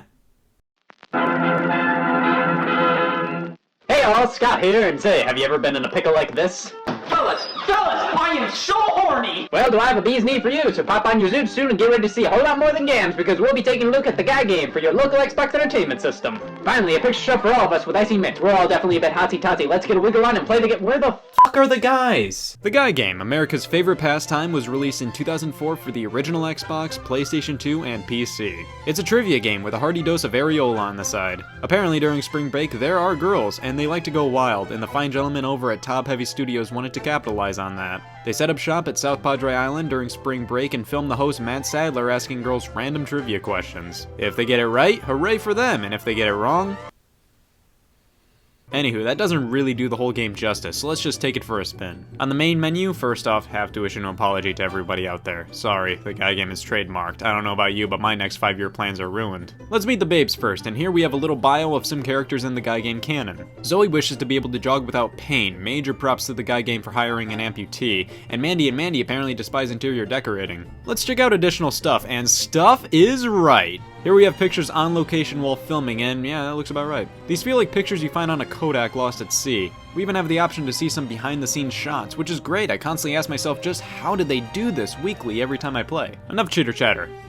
Let's do it. The Guy Game is structured by episodes, thankfully. Got 30 minutes before work, great opportunity to work on your speed run. We're introduced to 3 more characters in the Guy Game canon. We have Lucky Lacey, who is the announcer for the whole shebang, and then commentator Stephen Dick. Lacey mainly reads the questions, while Stephen Dick brings some much-needed comical relief to break the tension. For your viewing pleasure, here's Chelsea and her boundless knowledge. Think any of you pussies can get this question right? Oh, me, I'm a pussy! Going into round 1, and here's our host Matt Sadler, the face of every defendant in court. He asks the girl the same question you're asked. The faster you answer, the more cash you get, and then you have a shot at some bonus cash by deciding if you think the girl got the question right or wrong. You also have the patented flashometer to keep an eye on that goes up based on how much bonus cash you get. You start off with soft and squishy, next level being sorta chubby, also known as husky, and the one you're aiming for is super stiff. On soft and squishy, the girls are censored with a Guy Game logo, which is great. Everybody has their thing, and mine just so happens to be girls censored with a Guy Game logo. When you reach sorta chubby, it changes to pixelation, and when you reach super stiff, well, let's just say this game deserves its E10+ rating. But you have to reach Super Stiff Mode to unlock the next episodes, which is super lame. These episodes don't really change on multiple playthroughs. I should know. And you have to get the bonus questions right. The main trivia questions don't really matter. The bonus ones where you guess if the girl got it right or not, those are how you succeed in the game. Which is stupid. Those questions you totally have to guess at. You can totally know what kind of fruit a Granny Smith is, but do you know exactly how dumb or anti-dumb this broad is and if she'll get the question right or not? A Granny Smith is what kind of fruit? Apple! This is the game that game design schools bring to class as an example to avoid. I'm sorry, it's just you have to put your foot down when you see a loved one doing something detrimental to themselves. But just because I start barking at the game, that doesn't mean it can't bark back if you're not doing so hot. It makes sure you know. What's wrong with you? Don't you want to see titties? Yeah. Wait a second, there's a double team of girls? How's that fair? They get twice the brain power. This goes against everything the guy game regulations stand for. Round 2 is the balls round, a round that is completely optional, and finally we get to see why so many people were into the guy game. 4 whole minutes of non-stop ball on target action. Round 3 takes round 1 and puts it completely on its head. You see, instead of guessing if the girl got the question wrong or not, you have to guess what wrong answer they give. Shaking things up tremendously, because a question about screwdrivers wouldn't be as entertaining if the girl got it right. I'm a bartender, I don't even know this shit. Ah, the age-old excuse. Also, wow. The absolute variety in question difficulty. The questions range from baby's first guy game to What U.S. city sells the most blonde hair dye? what, are you two f***ing stupid? But gosh, the variety of types of questions is insane. Like episodes 1 and 2 both have questions about decks of cards in Star Trek, and there's like a few other ones in there. Like what other trivia game can hold itself back and only pop in 2 card and Trek questions? This game is truly earning a spot next to Smarty Pants on the shelf. And what better way to supplement a Schindler's List question than... But can we all observe a moment of silence for all hosts out there? Sorry guys, but Matt Sadler won. Get over it. Move on.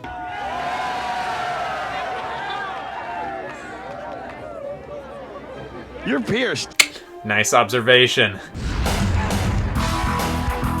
Congratulations, players! You've arrived at the Hottie Challenge. Shit, I'm too deep. The Hottie Challenge appears once Super Stiff Mode is achieved, and now we have to bet on which girl will win the challenge of endurance, agility, and integrity. After completing an episode on Super Stiff, you get this crazy video at the end, and man, let me tell you, I totally had a dream like this before.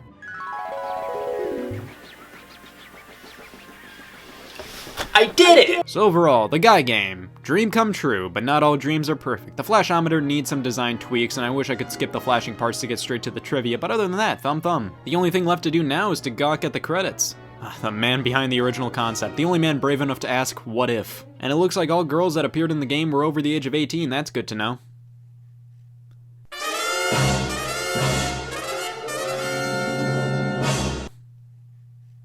In the 20th and last episode of the game, the girl Diane was apparently underage at the time of filming. She was 17 and filed a lawsuit. Literally, the last episode on the disc just had to include an underage girl. They were this close to not creating illegal pornography. Gosh, don't you just hate when that happens? The game was recalled and Top Heavy Studios supposedly re-released it as a DVD entitled The Guy Game Game Over. But I don't think it ever came out. I can't find it anywhere, not even a picture of the box. Yeah, I should get rid of this. I'll take one. He bought illegal porn. Hey y'all, Scott here, and I just had the health inspector in. They've expanded from small businesses to shows about stupid Nintendo games. Let's see what he had to say. Great place, gotta work on the religion ratio though. Shit, that was a priest.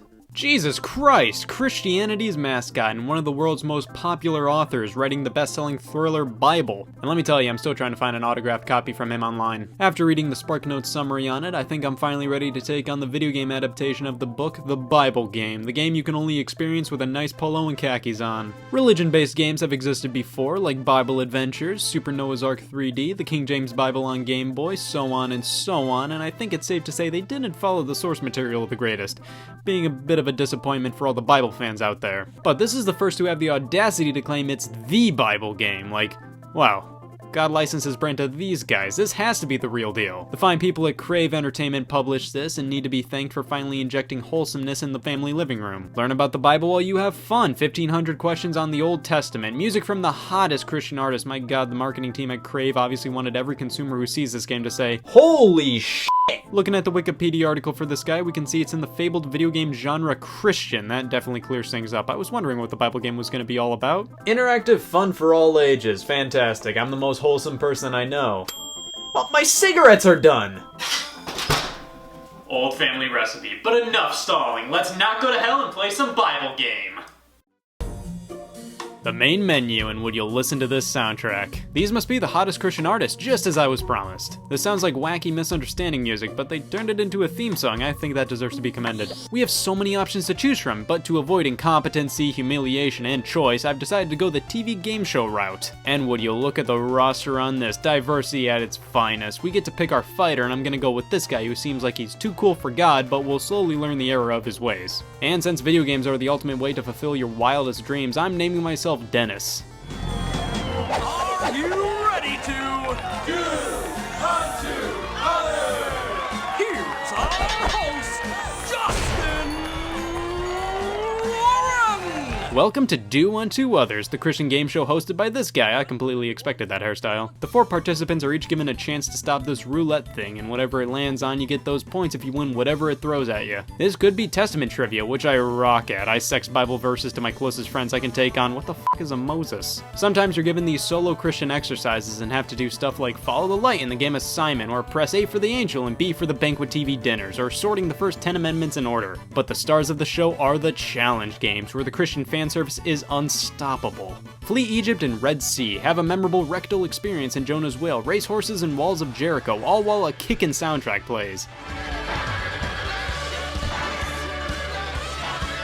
It's not enough they got the guys behind the Bible for this game, but Christian rock stars too. Actual real life, for realsies, not for funsies, total Christian rock music plays during these games. So not only can you kick the piss out of some false idols, but kick the piss to some groovy Jesus tracks. Now this is how you get more people into church. I truly can't think of a better way to get more people into religion. Wait! I have to interrupt your little Bible game riff for a breaking installment of Scott's Big Idea.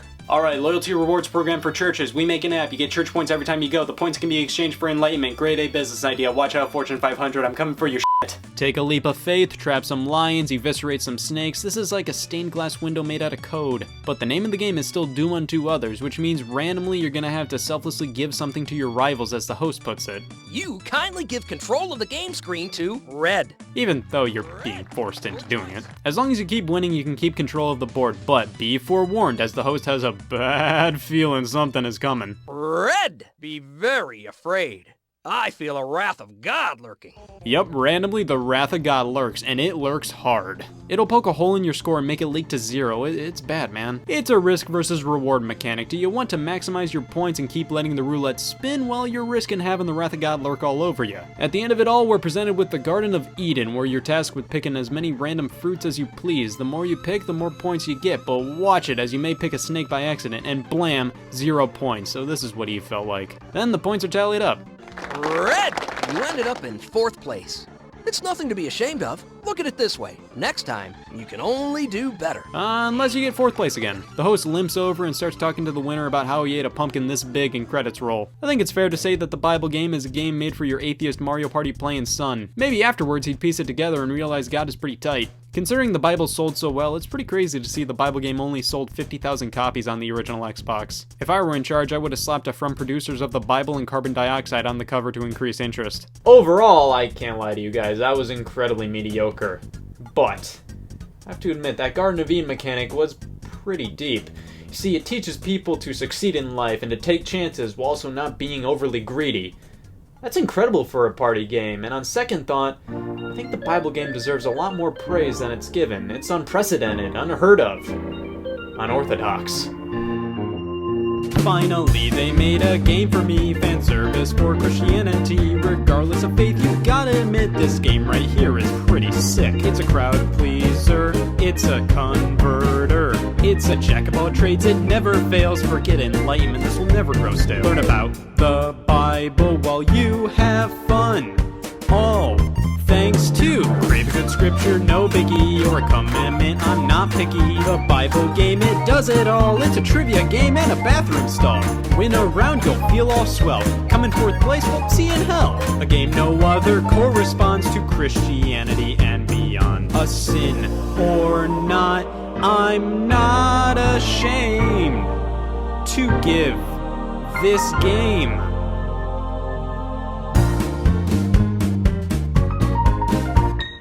Two out of 10. Hey all, Scott here. With Valentine's Day coming up, virginity is out of the spotlight, so let's celebrate by playing a game focused entirely on...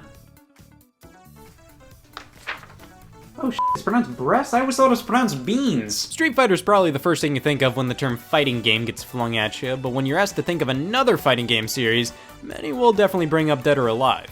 Easily one of the most beloved and iconic fighting games out there. Dead or Alive started out in the arcade as a 3D fighter, inspired by Sega's Virtua Fighter series. However, it needed something to set itself apart and to guarantee success. So, director Tomonobu Itagaki decided to add a giant dab of that whole sex thing people are crazy about. Itagaki, that name sounds familiar. Well, I'll try to remember him later. Right now I'm more interested in beating Devil's Third again for some fucking reason. Oh, he's that guy? Ever since the franchise's inception, DOA has been infamous for its emphasis on the guy game's main selling point. Now, that doesn't mean it isn't a legitimately good fighting game. People adore this series for the gameplay. It just so happens to be a legitimately good fighting game that's also pro-breast. And now we're up to Dead or Alive 6, and the developers at Team Ninja have stated they wanted to focus more so on being a competitively viable fighting game, and less so on... Now, does this mean all the... has been removed from DOA 6? No, but still, if you're a fan of the...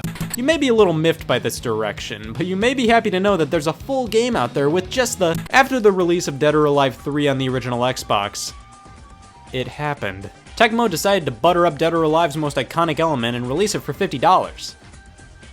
Oh man, I love volleyball! Dead or Alive Extreme Beach Volleyball. Man, you can't get less beach volleyball than this. Putting this game on my shelf may make me feel like I have to clean all games surrounding it, but let's not focus on all this, and let's just focus on all this. Featuring Dennis Rodman, well there you go, it meets the quota. Oh man, we can gamble at the casino in this game. That's a pleasant surprise I wasn't expecting. That's the same feeling I get whenever I open up the newspaper. Oh shit, they got Dilbert in this thing? Here we go, just a quick closed disc tray button away from the polygons of my dreams, but we gotta know what we're getting into before things get too f***y.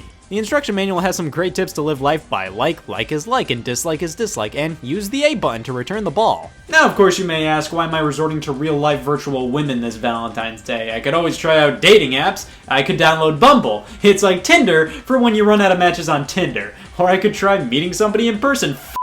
Tomi's looking really good after saying that. Alright, let's play the Spike 2003 Video Game Awards winner for Best Animation. And, well...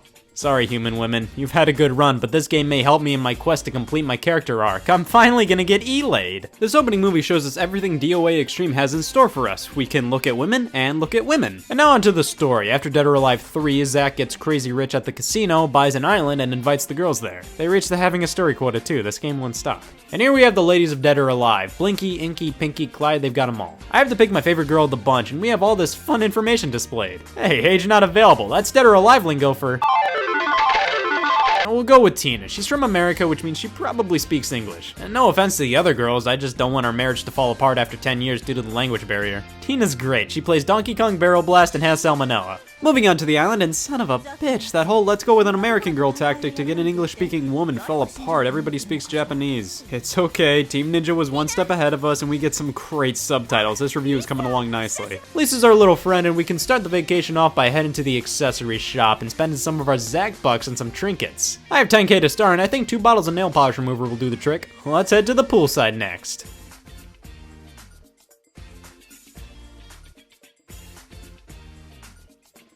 This is great. You think the guy that programmed Math Grand Prix knew video games would become this? Oh man, there's a mini game I can play! I've had so many gaming accomplishments, like I almost beat Kirby Star Allies and I can't even get through the hopping game. After various attempts, I did it. Now on to 3/6 of the title, some extreme beach volleyball. Yeah, it's volleyball. We even have a dedicated ogle button when one of the teams win. Pop that finger over the trigger button and BAM! These matches can get intense, and by that I mean they never end. Of course, one of the main gameplay mechanics Xtreme has is trying to befriend the other girls to play with you and be your teammate. I couldn't do it. We're sticking to Lisa. I mean, the volleyball portion of the game is fine, but why play volleyball when you could gamble? Anybody ever go to a casino that's not related to Dead or Alive Extreme Beach Volleyball? Yeah, those things are fun. I love playing slot machines and seeing if they deem me worthy enough to make 10 cents back. Casinos need like a Captain Commando cabinet or something. Slot machines don't cut it. Yeah, I think the most interesting part of the casino is probably the table games, so let's do some blackjack. I don't know what's going on here, but these words are making me pretty happy, so I'm gonna keep doing it. Say what you will about Team Ninja, but those guys know how to pick a font. Roulette, so this is what All In looks like. Yeah, I lost. Back in my room, Zach gave me craps, and I think I'm gonna spread it. This generosity needs to go all over the island. I'm sending 2 bottles of nail polish remover to some other girls, well, shit. On to another day of poolside, volleyball, gambling, good night. Poolside, volleyball, gambling, good night. Poolside, volleyball, gambling, good night. Poolside, volleyball, gambling, good night. Poolside, volleyball, gambling, good night. Jesus Christ! I at least need to change the song selection. We're a Baja Men household. Even with the song change, I think I've gotten about as much out of DOA XBV as I can muster. But Scott, you may squeal, you can play the hopping game again. Well, it is true. I can also get leprosy, so really anything's possible. Even when you try to swoon over the other girls to be your friend, it's just the same thing over and over again. Dead or Alive Extreme Beach Volleyball is an ogling simulator and not much else. We can play volleyball, gamble, and play volleyball. There are 3 more of these games. At the time of its release, however, it got fairly great reviews. I mean, it's everything us male gamers want in a volleyball game. Stimulating activities, a killer soundtrack, Dennis Rodman, and honestly, the graphics for the time are crazy impressive. Like, this game looks better than some of the games coming out today. But when Playboy, out of all publications, gives your game a 7.4 out of 10, that's when you know, oh wow, even Playboy can see through this shit. What a way to spend the week of Valentine's Day, living it up playing Dead or Alive Extreme Beach Volleyball. Wow, just saying that hurt. Imagine actually doing it, it's pathetic. I should really start contributing more to the human race. Maybe I should start protesting and demanding changes to society. We eliminate the number 4 and replace it with the letter H. Outlaw headphone jacks. Foot gloves. Penguin flight school. Stamps for stamps. The MPAA should rate shirts. Reclassify aspartame as a vegetable. Make R a vowel. Hey y'all, Scott here. Happy Sweetest Day weekend! Sweetest Day is a celebration of having a second day to rub into the face of virginity. Think of it as an Ohioan variation of Valentine's Day, but in October. If you already thought October was scary, try mating. Apparently, it's only observed in the Great Lakes region. Well, here I am in Lake Erie. I count, bitch. So let's celebrate a pointless retread of an already pointless holiday. If you need an analogy, it's like cleaning your bathtub. Well, for a holiday all about love and affection, I think I'll dabble in being lonely and horny. Question, have you ever been so horny that you bought a Wii game? Oni Chambra. Dude! This is so sexy! Oni Chambra is a series of hack and slash games that prides itself on being one of those games. Listen, I don't just not understand it, I respect it. You know, I've heard about this series, but not a ton, and it's obvious why. It's pretty much been dormant in North America outside of just a few localizations. It started on the PlayStation 2, the first game titled Simple 2000 Series, Volume 61, the Oni Chambra. Why yes, I do know why it's called that. All true video game fans know it, and I do too. It's simple, understandable, it's practically overstandable. It was a series of budget games released by D3 Publisher in Japan. Now that first game did make it to Europe under the title Zombie Zone. Where's my passport? The series has had a more consistent track record getting released in Europe compared to here. Anything you want to say? The first one we got was on the Xbox 360 titled Oni Chambra Bikini Samurai Squad, which got a sequel on Wii, Oni Chambra Bikini Zombie Slayers. They released the same day. You know, for its localization, they really changed things up and removed an E. We gotta bring this over to America. What do we change about this image? Too many letters! Both got pretty poor reviews. Surprisingly, the Wii one did a bit better. I saw this on a few worst of 2009 lists for the Wii specifically, which made it hard for my mom to buy me the game. I don't know, GameSpot gave it a 3. But the series is still going strong with consistent enough worldwide releases like Oni Chambra Z2 Chaos on PS4. You know, for pre-ordering the game, you could get the DLC costume Strawberry Banana Surprise. Can I show this? Well, I can show the disc, damn it. I've been on a roll playing some of the worst games of all time. I beat Ride to Hell Retribution, so what's Oni Chambra for the Wii gonna do to me? That. I wish there was an incognito mode. Warning, this game contains scenes of explicit violence and gore. But just the right amount of punch! Well, here we are. If we stay on the title screen long enough, a video plays. We tolerated this quality in 09? You think this 120p video is enough to turn me on? Well, lucky you, I have a slow metabolism. Let's fucking do this! Look at all these settings. We can change the blood color. Oh, this game is so sexy! We can choose between Aya and Saki. Let's pick her, and Jesus Christ, the time starts before you even jump in! Oh, I gotta get started! We get some background in the form of a credit scroll with a static image in the background, but it does quite a lot to make me realize these are real beings. Like, think about this. These people have social security numbers. They didn't spring on the English voice acting, but that's okay. They made sure to make up for it with 5 minutes of mute credit scroll. It'll take a lot for that to go down. On to the gameplay, in which we have to waggle the Wii remote and nunchuck to attack. Oh no! To anybody that automatically dismisses all things motion control, you're a coward, alright? Motion control is one of the biggest core innovations in video games within the past 20 years. The problem is, this is the main thing people think it's all about. Now, would it be better if the attacks were handled by buttons? Yes. But this works okay. It's fairly responsive, and my arms didn't get tired like I thought they would. Wait, what the hell? I'm not horny, I'm just satisfied. That is until randomly, I can't kill the enemies anymore. I don't know what's going on. Turns out, the more you kill, the more blood you have to wipe off your sword, and if it gets to be too much, it won't work. In what world does the amount of blood on a blade affect its stabbing ability? Try again! It's weird because you can always wipe the blood off your blade. It's easy to, and it's quick. You can wipe it off when the blood level is full, so it's not like, oh, you messed up, game over! If your sword is filled with blood, it's just like, just wipe it off, no big deal. So it's not annoying, it's just more so like, why is this mechanic here? So this first chapter takes me roughly 15 minutes to get through. At chapter 2, like a minute and a half or so. We go from a graveyard to some churchy vibes, a hospital station square.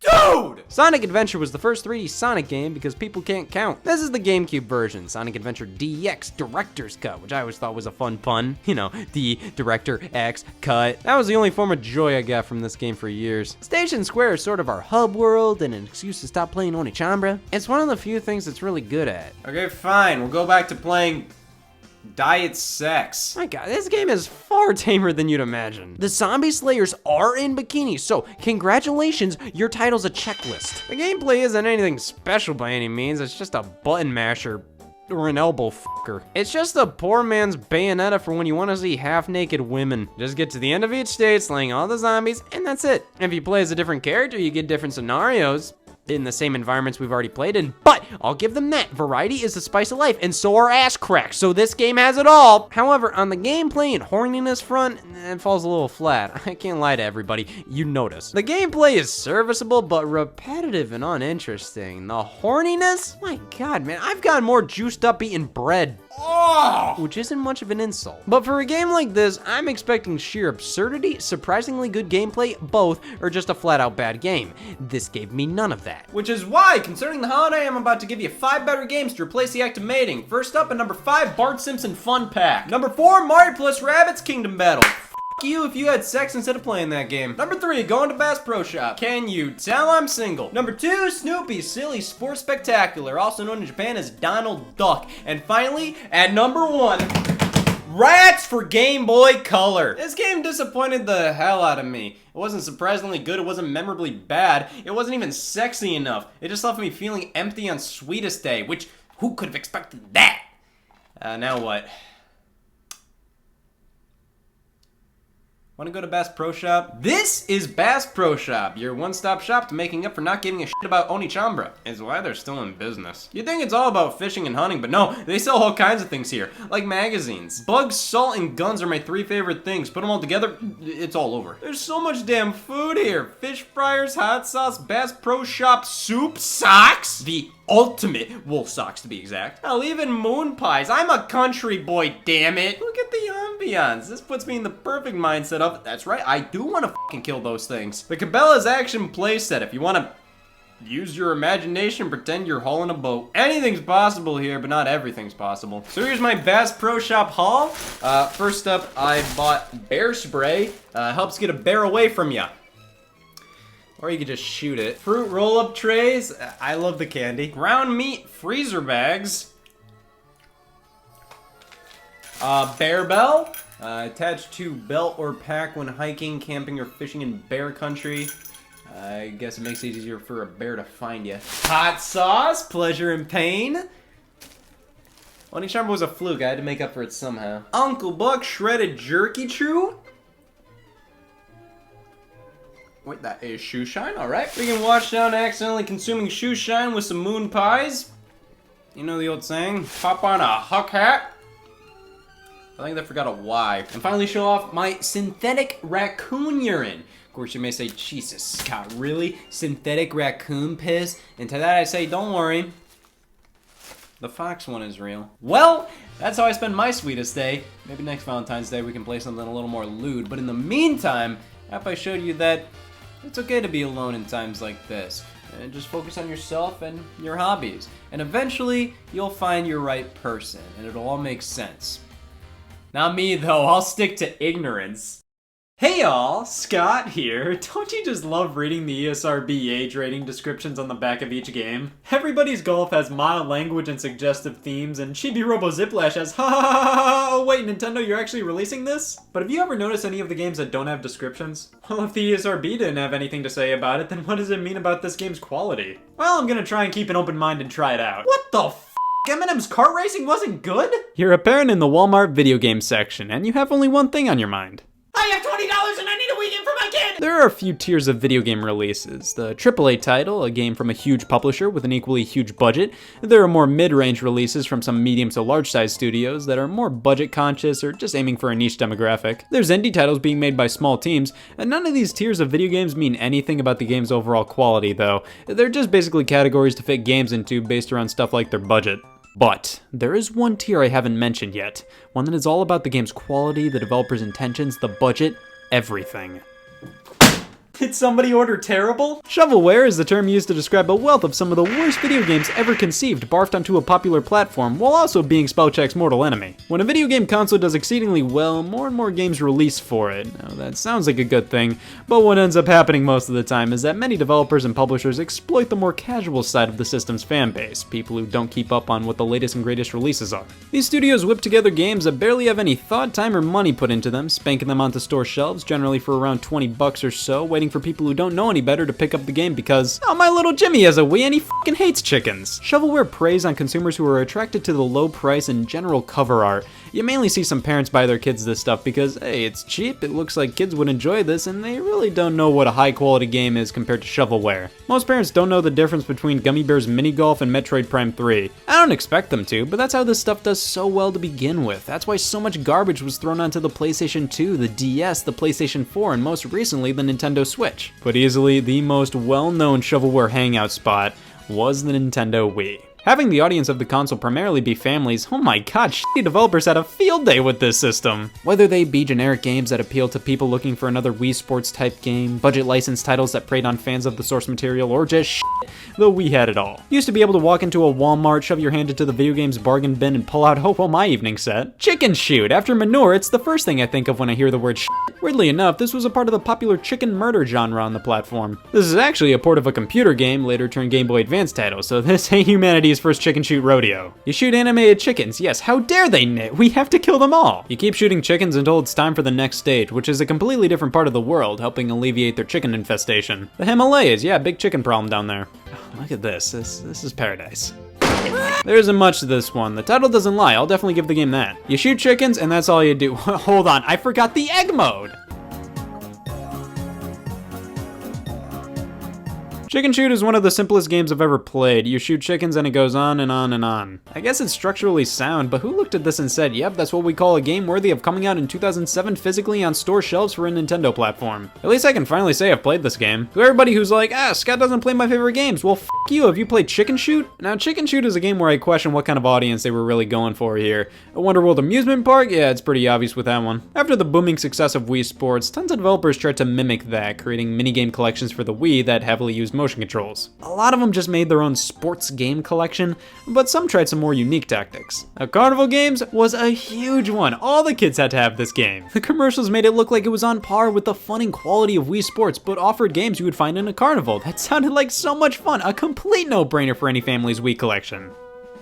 It wasn't that good, but hey, at least it was better than Wonderworld Amusement Park. Courtesy of our friends at Machesco. They were one of the largest suppliers of mediocrity on the Wii. They could whip up some halfway decent games from time to time, but they'll never be good in my heart. This is a minigame collection, but you wouldn't know that while playing the games, considering that I'm pretty sure completing Breath of the Wild is quicker than the Crackshot minigame. These games just drag, like it takes forever to just walk up and see how many tickets these games require, and then they go on forever when you're actually playing them. Any form of fun you can muster from these games get blasted away after the first minute, but that's not to say any of these games are really that fun to begin with. There was some potential potential here, but it's wasted away. You have to grind a lot by replaying games to earn tickets to go to new themed areas in the park and play more games. But even then, the games in those areas are either reskins of other games or unclothing mummies. Hook a frog. Gladly. Now you can use your tickets to play new games or nab fun prizes. I get a spinning 3D model before I buy it and the same spinning 3D model after I buy it. Also looks like we can customize our character. Perfect, but one of the most memorable things about this game is how the employees treat you like shit. Partner, you have 2 ways to leave this establishment, immediately or dead. Yep, that's a threat. He calls me a corn dodger. Any of them that talk, it's very likely they're gonna be incredibly rude. Like, you ever have a carny act like this to you? It's obvious Wonderworld Amusement Park is a soft ripoff of Wii Sports. It was following the motion-controlled minigame collection based off of real-world games genre that Wii Sports proved to be successful on the platform. But what about the full-blown Wii Sports ripoffs? Well, that's where Deca Sports, Game Party, Cruise Ship Vacation Games, and Big Beach Sports come in. 4 of the most overused surprise witnesses in court. Let's start off with Big Beach Sports, published by THQ. That definitely helped them out. They only let me input 3 initials for my custom character, but oh my god, I can draw my own face with the DS. I will hand it to them with this game. Connecting to the DS to fully draw your own character's face is pretty charming and cool, especially for 2008. And the product placement from Geico makes things that much better. Can't make a character without a hat though, but come on, everybody's gotta have a hat. So here we have 6 different sports to play, and a lot of the more complicated sports play like garbage here. You play with only one Wii remote, and they simplified football and soccer to just shaking the Wii remote and sometimes pressing A. Yeah, that ends up making the games feel like they're playing themselves most of the time. With something like baseball, that's easy to translate to the Wii, you just gotta swing the remote. Football and soccer just aren't as simple as that. There's a reason these weren't included with Wii Sports. Disc golf only has variants of the same beach area for its courses, even though they're all technically different. They're not. Cricket is just a slower, less gooder version of Wii Sports baseball. Volleyball just feels like I'm shaking the Wii remote to do everything and it doesn't work half the time. Bocce. Big Beach Sports isn't that great. Half of these just feel like worse variants on games in Wii Sports, and the other half just feel like I'm waggling the Wii remote with no skill involved. But hey, I do have the sudden urge to buy car insurance. Game Party was one of the most popular third-party titles on the Wii. I mean, I assume this cover art kind of fooled a lot of people into thinking this was made by Nintendo themselves. It kind of looks in line with something like Wii Play with the Wii remotes and all. And of course, it was only $20. But this game was always blasted by critics. I'd argue while it's not good, it doesn't do anything that terrible either. It's kinda exactly what you'd expect. It's a $20 party game. It has stuff like darts, trivia, air hockey, beer pong, hoop shot, you know, just typical family party game stuff. It's not good. I mean, the controls in hoop shot effing blow, and hey God, please explain the physics of the ball and skill ball. But for $20 in 2007, darts, air hockey, and trivia are fine enough. You and some friends could definitely find some fun watching those games. At least Game Party includes games that aren't just worse repeats of games you'd find in Wii Sports or Wii Sports Resort. Here's Cruise Ship Vacation Games. This is a ripoff of Resort and not a good one. Did you know ping pong is also known as table tennis? Holy shit. The problem with all these Wii Sports ripoffs compared to the originals is that they all feel so much slower. They don't have the tight, fast-paced gameplay of the games they're ripping off. Many games just go on forever. That's why I think Game Party was fine. The game lengths were on par with Wii Sports, but Cruise Ship Vacation Games and Big Beach Sports? Yeah, they just make you wish you were playing Wii Sports instead, which makes no sense because almost everybody who owned a Wii had that game bundled in with it, so why did all these developers just make worse versions of Wii Sports? Deca Sports was another game in this vein, but similar to Game Party, it's okay, it succeeds at what it wants to do. It's just an alternative additional game to that one everybody already owned. I like how quick you can get through the menus, and the games, well, nothing that great. Are fine. They do the job. They control alright. This isn't anything I'll really ever want to come back to, but I don't think I'd consider this bad, just kind of average. These are 2 pieces of potential shovelware that I think were okay enough to be understandable additions to any casual player's Wii collection. But what about games that made no sense for any Wii owner to pick up? Brunswick Pro Bowling is definitely capable of being considered terrible. This was for all the pro bowlers who laughed in the face of Wii Sports. This isn't like real bowling. They don't have arms. Most Wii owners had debatably the best bowling game ever created bundled in with their console, so Brunswick tried to be a more realistic take on the sport. You can customize your bowler, you even have all possible options for different types of glasses. Aviator, jazz, or none. Now this game's main problem boils down to the controls. Bowling is so delayed, the bowler has to go through this whole animation after you do the whole bowling motion with the Wii remote. Just compare this to how bowling was meant to be. Fun was one of the last words I thought of when I was playing this game. I believe most people bought this because, oh man, bowling on the Wii is so fun, I just gotta have more of it. Holy shit, that was a mistake. The one thing I liked about this game was the shot of your character before you bowl. This is like a virtual fireplace. I always have this running on my TV. Now there were a ton of various licensed games I'd consider to be shovelware. Stuff like Project Runway. It tried to create a game based around a show all about creating the perfect fashion, which translates to a game where you just click the clothing they tell you to click. Oh, okay, I have to select this top. Well, there we go. It does give these fun quotes on loading screens, though. These would fit right in on the death screens in the old Call of Duties. Minute to Win It, a game show where contestants have a minute to complete difficult, wacky, yet simple tasks with household items. Why make this a video game? Wasn't the entire point of the show being able to easily play all these games in real life at home? This game has some of the cheapest feeling animations and constantly repeating sound clips from Guy Fieri. Just look, they couldn't have been bothered to fully animate anything like the level increasing or losing a life. It's all like a slideshow. At least I can do this. I've always wanted to say yes to Guy Fieri. Movies weren't off limits either, especially Balls of Fury, available now on HD DVD. I remember the parody stupid comedy movie era. This fit right in alongside Scary Movie, Date Movie, Epic Movie. This was a fun way to experience the Balls of Fury movie trailer, and it even came with a free ping pong game. It's a little unsettling having these gross 3D model recreations of the actors, but besides that, this is just a lame ping pong game with finicky as hell controls. You can give your opponent some of this and that, and also play the game for 10+ hours to unlock this trophy, but at the end of the day, this is a table tennis game with terrifying models, bad controls, and nothing else to do other than eject the disc and play Eminem's Kart Racing, or Eminem's Racing Team as the game likes to call it. This game has an interesting font choice. They squish a lot of the letters together, which makes some words not look right. Hey, it looks like Noose has the best lap time. Compared to a lot of the other garbage shovelware racing games on the Wii, this one doesn't control as bad, but our problem starts with the track design. In what dimension was this designed for go-karts? I keep crashing into everything because these tracks are so thin with corners so tight. This level would work for something like a platformer, not a racing game. At least I can finally fulfill my dream of driving as an M&M. Some tracks are more competently designed than others, as in, these are actually playable, but that does not excuse the handful that were obviously not tested at all, like the Chocolate Factory or the House. But hey, I did finish the tracks.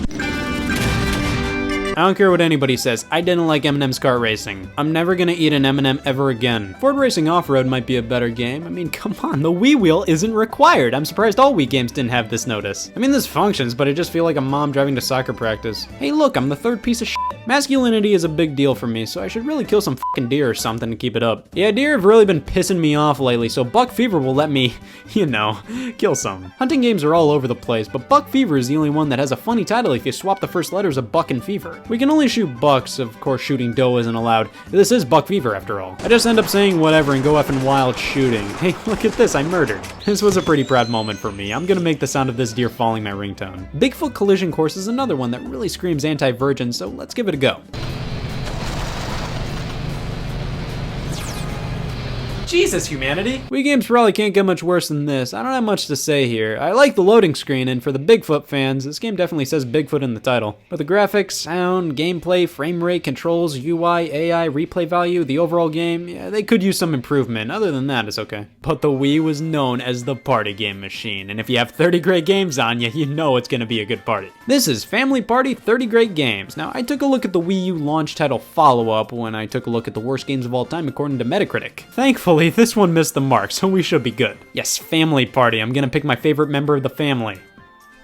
This game stinks, so it's obviously a minigame collection, but my problem with it is that they make all the minigames last an eternity and overly complicated. There are pages of rules for each game, and when I beat a game in 15 seconds, the computer's timed out after a minute and a half. Then there was this one minigame where one person had to make it to the goal while everybody else was shooting junk at them to try and slow them down. In something like Mario Party, this would be just a simple 1 versus 3 minigame where one person had to walk across. Nah, here everybody gets to walk across. You just all take turns while 3 of the other players shoot. That makes this thing last forever. The Family Party series isn't my favorite, to put it bluntly, and now all I can do is just sit here and think to myself, man, just imagine party babies. Oh, Ubisoft used to be crazy into this Imagine series, a casual lineup of games focusing on specific things that kids might be interested in. Stuff like animal doctors or wedding designers. Who the hell wants to be a party baby when they grow up? This is a party game where you play as babies with full heads of hair. Comparing this to Family Party, this kinda has a similar problem where they have to explain rules via multiple pages for games this simple. I don't get this game, but at least it functions, which is something that the last handful of games we'll be taking a look at can't say as much. Data Design Interactive was one of the most notorious shovelwares out there. They specialized in making shit and fucking shit. The company primarily developed games for the PS2, PC, and the Wii,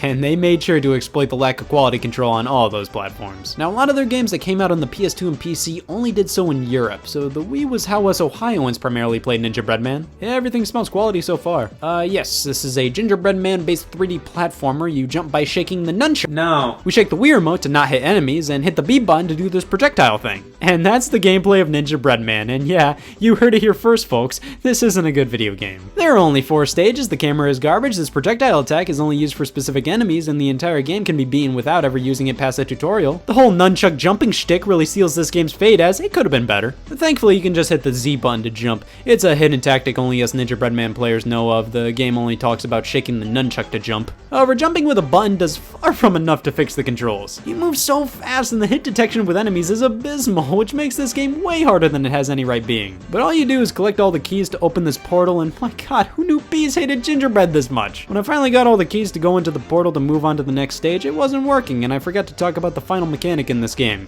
You die by dying. Alright, well, let's give another one of their games a try. Anubis 2, or Anubis II. There was never an Anubis 1 game. This character is supposed to be the second incarnation of the Egyptian god Anubis, so I assume this title is supposed to be read as Anubis II, but I always personally call the game Anubis 2, so Anubis 2 it is. Hey, it looks like Data Design reused the overall menu design. The profile icons are various degrees of standing here. This reminds me of, like, Persona or something. Yes, one of Data Design's key attributes as a developer was the constant reuse of everything. Ninja Breadman and Anubis 2 are the same, but with differing level design, and with Anubis being slightly more fleshed out.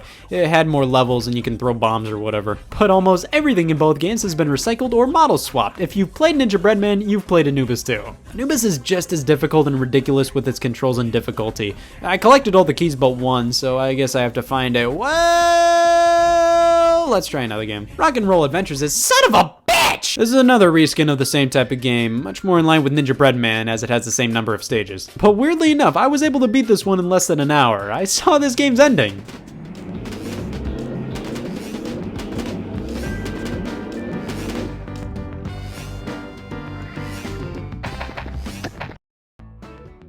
It doesn't have one. There was another game like these, Mythmaker's Trixie in Toyland, literally the exact same game but with slightly different levels and a different theme. This was definitely a trend with Data Design. They would make multiple variants of what basically was the exact same game. They did platformers and racing games, Monster Truck Arenas being one of them. Monster Trucks Extreme. You got two of those words right. Yeah, racing monster trucks. These tracks never end. It takes forever to finish a race. Single laps take about the same amount of time as entire races in Mario Kart. Like, my god, my thumb aches from holding the acceleration button for so long. Replay the level? Who the hell would say, yeah, you know what, I should do that. Kawasaki Jet Ski is formatted in the exact same way. It's a racing game, but this time on jet skis. This one looks like it has the most content out of all the Data Design games so far. I mean, it has a balloon mode, Anubis 2 can't say that. But thankfully, the races aren't as long as Monster Trucks. It's still not good. I mean, look at this. Do you think this looks fun? Both these games have horrible frame rates and absolutely no fun factor. They're terrible. I don't have Action Girls Racing, which is probably the most notorious Data Design racing game. These guys justifiably went out of business in 2012.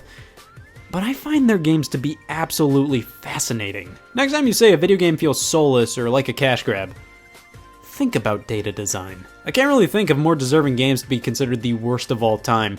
I don't really think I'd consider them my personal least favorites. I mean, I had no expectations for them. But I think in general, they have to be some of the worst things ever conceived. Now, some of the games I looked at here, I'd consider simply mediocre. Most of the games, I'd consider shovelware. Now, would I consider the Data Design game shovelware? No, I'd consider them shit. What the f***? M&M's kart racing wasn't good? I have $20 and I need a weekend for my kid! Did somebody order terrible? For everybody who's like, Scott doesn't play my favorite games. Well, f*** you. Have you played Chicken Shoot? Jesus, humanity. Now, would I consider the Data Design game shovelware? No, I'd consider them shit. Hey y'all, Scott here. Oh yeah, garbage. Wait, there's more? Playing through shovelware isn't about tolerance, it's about endurance. So after the incident 5 months ago, I can take on anything. Pop in Hotel for Dogs, I'm not even gonna flinch. Sure, I may be fairly broken after playing through all these terrible Wii games, but there's nothing a little more terrible Wii games can't fix. I think it's time to take things to the next level. We've got a whole lot more Wii shovelware to look at. And shovelware is something we all have to deal with at some point. We all have a chicken shoot in our lives, somebody who released for the Wii for $20 and is shit. This one comes with a microphone. I mean, Mario Tennis Aces didn't, and we all know how that one turned out. Truth or Lies is a lie detecting game. You plug the microphone in and pass it around your room of Truth or Lies fans. The game asks you a question, you answer the question, it'll determine if it's a lie or not. That's right, THQ made a lie detector for the Wii. I knew they could do it! There are different categories of questions we can hop into here for all different kinds of people. I am in the adult genre, so I picked that. And now I expected the questions to be within the realm of want fuck? Like, look at this cover. This guy has some skeletons in his closet. But by and large, Truth or Lies, it contains no interesting questions. Like, oh man, you lied about the highest level of education you'll think you'll receive. Of course, you could play this with the family with all the saucy questions removed. Still, it's a great way to accidentally let the truth out. If you woke up in bed with a giant tarantula next to you, how would you react? My daughter's adopted. I have no clue how this game determines if what you said was a truth or a lie. I tried to sound like a bumbling idiot and it labeled it as a truth. I screamed into the mic and it labeled it as a truth. I said this game was garbage and it labeled it as a lie. It's broken. There's nothing else to this game. You just pass it around to your friends. It scores your answer based on whatever day of the week it is, and then it's over after a couple rounds. 1 down, 30 to go. Disney Sing It Pop Hits. What do you know? It's another microphone-based game. This is just straight up karaoke for Disney-related songs such as all of these. This has more worth than Truth or Lies, a popular epitaph. But I can still spit into the mic for an entire song and it says that was great. Might as well order these from best to worst. So Disney Sing It Pop Hits. Solid enough karaoke experience, definitely a better game than Truth or Lies. I'm ranking Truth or Lies above it. It can be used in police stations and it's a fun way to find out your wife's been cheating on you. Finishing up the microphone games here is Boogie. This was one of the few killer titles not made by Nintendo back in the Wii days. It was an iconic game. Like, it was hard to picture third-party Wii games without picturing Boogie. You can sing, but you can also dance by moving around the Wii remote and nunchuck and shaking them to the beat of the song or something, I don't know. Like, you shake the controllers to the beat, but you can't do the same shaking for too long because your points will start decreasing, so you start shaking to the beat in a different direction. It's not challenging or fun, it's boring. One neat feature is you can save your performances as videos, add a bunch of filters and text, it's great. I'm all out of paper, I'll just use Boogie for my grocery list. Boogie's not god-awful, but it's semi-awful. It's right above Truth or Lies in terms of quality. At least Just Dance and Dance Dance Revolution show you what you have to do. Boogie just lets you become a safety hazard and that gets boring after 5 minutes. Speaking of Just Dance, contrary to popular belief, there's more to life than Just Dance. There are other Ubisoft dance games, such as this fucking thing. Smurfs Dance Party is based on that fateful night on July 29th, 2011. To me, this seemed like an easy way to squirt out a game in time for the movie. All they had to do was reuse Just Dance's gameplay, get their Smurf guy to whip up some Smurf models, animate 24 dances, cobble together some Smurf cover songs, boom, Smurf game. There is a story mode, and I beat it in 30 minutes. I'm sure you've heard this today already, but I have to reiterate it. Smurf Dance Party's main problem is a lack of content. But hey, it's called the Smurfs Dance Party, at least 2 of those words are right. It deserves a spot right above Boogie for being a dance game with its priorities straight. I just played Smurfs Dance Party, so let's let nature be nature and play Alvin and the Chipmunks next. Alvin and the Chipmunks came out for the Wii a few weeks ahead of the official movie release in 2007. That is just a recipe for disaster. How many were spoiled on the movie from the game? Raise your hands. Take the stage. Like a chipmunk. Oh, there it is. This is a rhythm game where you have to shake the Wii remote and nunchuck to the beat, but only for the bottom stars right here. For the top stars, hold B or Z while shaking either of the controllers. See, you thought this was just gonna be boring. No, this is boring with a twist. This game pisses in the shower. It's disgusting. It's just the same animations playing while you shake your controllers. But you probably didn't have to hear me say that. I don't see many people looking at gameplay and saying, holy shit. Not as good as Disney Sing It, that's for sure. Yeah, I said it. Why not bang out one last movie-based game? Hotel for Dogs. Hotel for Dogs was a movie I almost saw back in 2009, and 10 years later, I still haven't. That shouldn't stop me from playing the game. Hotel for Dogs? I want to do that, not watch it. So this game has a terrifying cursor. Could've used a paw print, maybe an arrow, a fucking triangle, no, arthritis. So we have to click on rooms, find objects to create gadgets out of. Come on, Hotel for Dogs, it's in the title. Apparently you have to create a gadget to help feed the dogs. Jesus Christ, you don't need a gadget for everything, just feed your damn dogs! I gotta be honest, I'm still not 100% sure what the hell this game even is. This one's below Alvin for me, guys. I'm sorry. You know, after Hotel for Dogs, I'm in the mood for a CAT scan and a pet simulation game, so how about we start things off with puppy love? So I'm brand loyal, I'm devoted, I want to scream my love for a company from the rooftop, so I named my character Tums. And why not name the dog that too, nice and clear. We have so many different dog breeds to choose from, which is puppy love lingo for 6 breeds. And I am sorry, but these breeds are the exact same 3D dog models, just with different colors. Well, if I knew that, then I wouldn't have bought it. So I can teach my dog tricks, I can buy fun things like water and throw a frisbee. I have seen all that puppy love has to offer. This is a bare bones, low budget Nintendogs wannabe. It's a disgrace to spell check and sits right here. My Horse and Me, why not? Really, what photo would you use for a My Horse and Me title screen? You think you could have done better? This is a nice change of pace. You get to name a horse by suffering through its keyboard interface, and you ride it. I don't necessarily agree with how it's controlled. You have to lift up the nunchuck or Wii remote to go left or right, but by complaining about it in 2019, I'm not sure exactly what Atari's gonna do about it. We can actually customize appearances across My Horse and me. We can change horse color and horse mane color, but it's always about my horse, my horse, my horse. What about me? We can wear a Samsung shirt and play Spot the Difference minigames. Halfway through Spot the Difference, I was opening up Paws and Claws. Gesture writing, what the hell is that? Paws and Claws Pet Resort opens up with a great establishing shot, almost like it's gonna be a vet house tour. Oh, hi! You caught me in a goose! So we have to save some animals, but first, we have to buy some medicine. I buy one of each of a few things, go back, save a guinea pig from eye irritation, all in a day's work. Move on to the hamster. Turns out I need more materials, and because of that, the customer leaves, hamster in tow. Well fine, I wasn't gonna help the hamster anyways. Gotta run back to the store and buy all the medicine I need. I never knew Rite Aid sold horse pills. So I take out a loan for $2 grand and spend it all on dewormer paste. My finger slipped. Well, I can't do much for this rabbit, but I can deworm the shit out of it. I was able to fix 2 out of 3 problems with this rabbit and they still don't pay me, come on. Apparently this rabbit's been scratching itself like crazy. Listen, I'm not one to call our customers lying sacks of garbage, but this rabbit has not scratched itself once in this office. I hover the magnifying glass over the guinea pig's ass and it's labeled as his mouth. My horse and me get down there, paws and claws. I may have lost the battle, but it won the war. So last time we took a look at Imagine Party Babies. It wasn't good. But that's not what we're talking about here. Ubisoft had 2 major series during the DS and Wii era, the Imagine series and Pets. Pets was a big pet simulator franchise, and we have 2 headliner games right here. Pet Sports, we force this dog to street race, and that's pretty much it. Now, Pets Crazy Monkeys, that's where things get interesting. The monkeys invade the Wii system. I gotta say, graphically Crazy Monkeys ain't too bad. These monkeys could look a whole lot worse. We can dress up our monkey, feed our monkey, bathe our monkey, teach it tricks. $40 when this game released. I dressed up my monkey as a by-day tax guy, by-night poker guy. I gave him some food, turned on the TV, that's pretty much all you can do. You can experience the entire game in 20 minutes. The replay value comes from repeating what you did in those 20 minutes over and over and over again. Eventually you can get more monkeys. I named them all Jim. Better than Puppy Love, just not as good as Disney Sing It. Eminem's Beach Party is a follow-up to Eminem's Kart Racing, this time stepping away from the kart racing genre and aiming more for the beach party one. We surprisingly have an overworld to explore and have to walk up to all these different activities. So to set the record straight, these aren't good games, but I will take any of these compared to Eminem's Kart Racing. I don't trust these damn things to drive, but Beach Party's fine. I can actually collect seashells in the overworld, and every so often collecting enough unlocks certain things like a nighttime variant of Volleyball. I bet millions haven't lived to see this. This sits comfortably below Paws and Claws. Is that a compliment or an insult? I'd like to think it's a disappointment. This is the second best game I've played so far. Jelly Belly Ballistic Beans. Oh, this will be good. Actually, it's not too bad for being one of those stink eye games. You know when you go to GameStop and the employees are all like, I've been playing Devil May Cry 5 and Kingdom Hearts 3 and Resident Evil 2, and you're like, great, and you bring up Jelly Belly Ballistic Beans up to the counter. Yeah.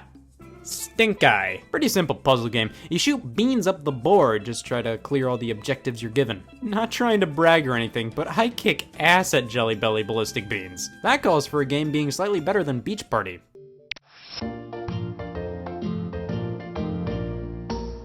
Gummy Bear's Magical Medallion. Have you ever wanted a mediocre 2D platformer starring a fake bear? Well, I got bad news for you, one exists. My favorite part about this game is there's nothing outright terrible about this game, but there's nothing good either. It's literally the most basic 2D platformer you could possibly imagine. This is like Gummy Bear's Ziplash to me. I'm sick of this, time to move on to something different. Gummy Bear's Mini Golf takes those classic gummy bears we got to know in Magical Medallion and forces them to play golf. I didn't like this. The controls felt stupid and the ball physics were weird, but other than that, it was f***ing great. Alright, well, let's see if Kids Sports Crazy Golf can do much better.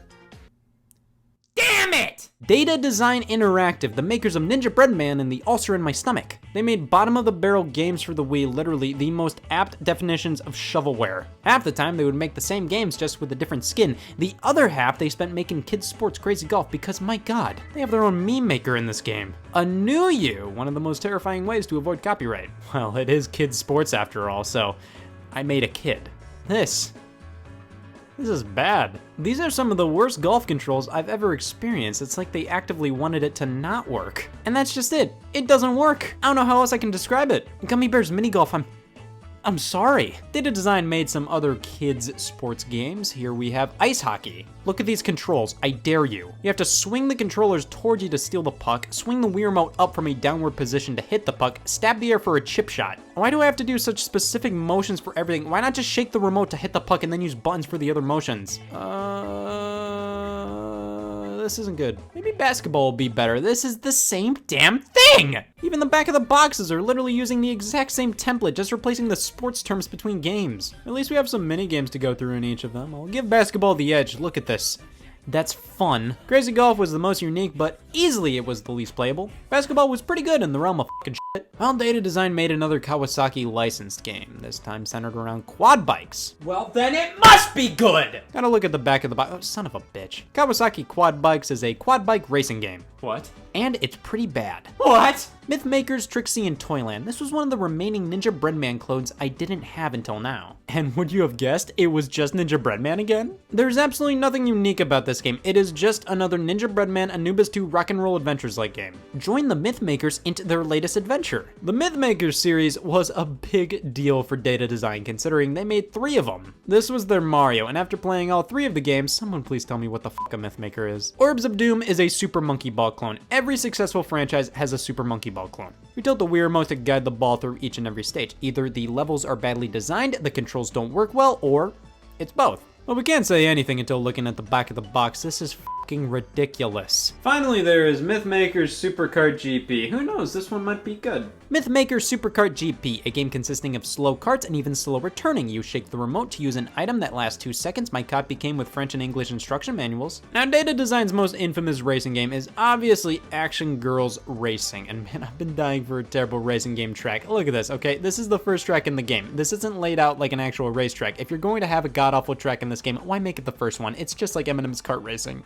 Oh, and these are the same game. At least now, I'm fully expecting the exact same thing with Billy the Wizard Rocket Broomstick Racing. I mean, Data Design Racing. This has got to be another one of these, but weirdly enough, this is one of their more original games. So you control your character by shifting the nunchuck up or down and by holding the Z button.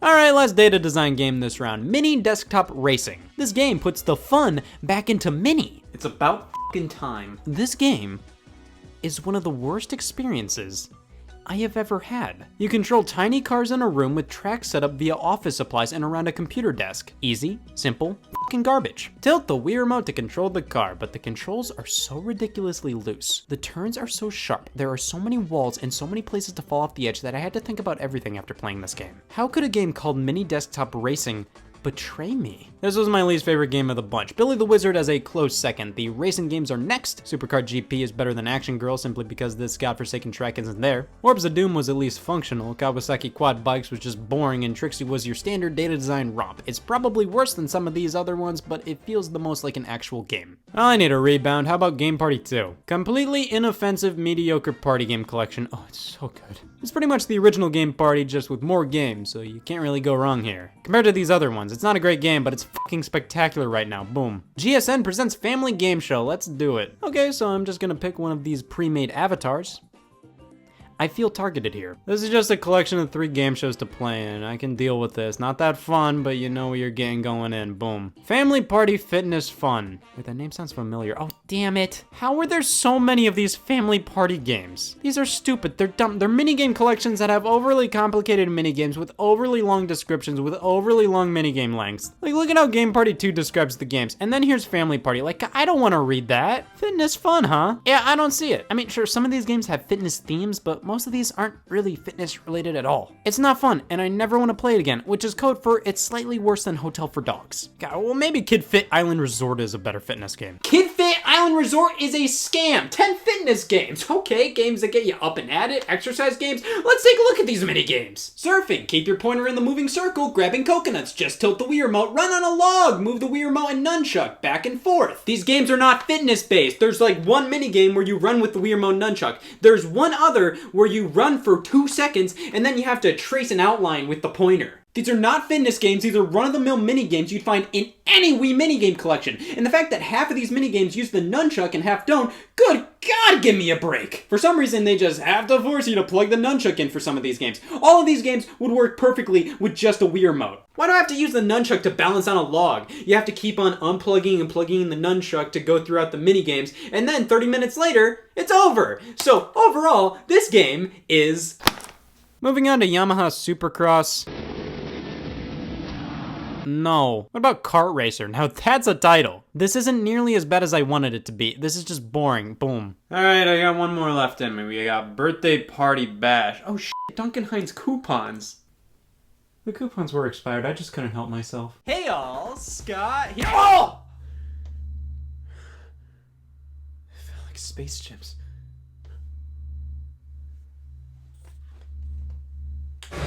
No!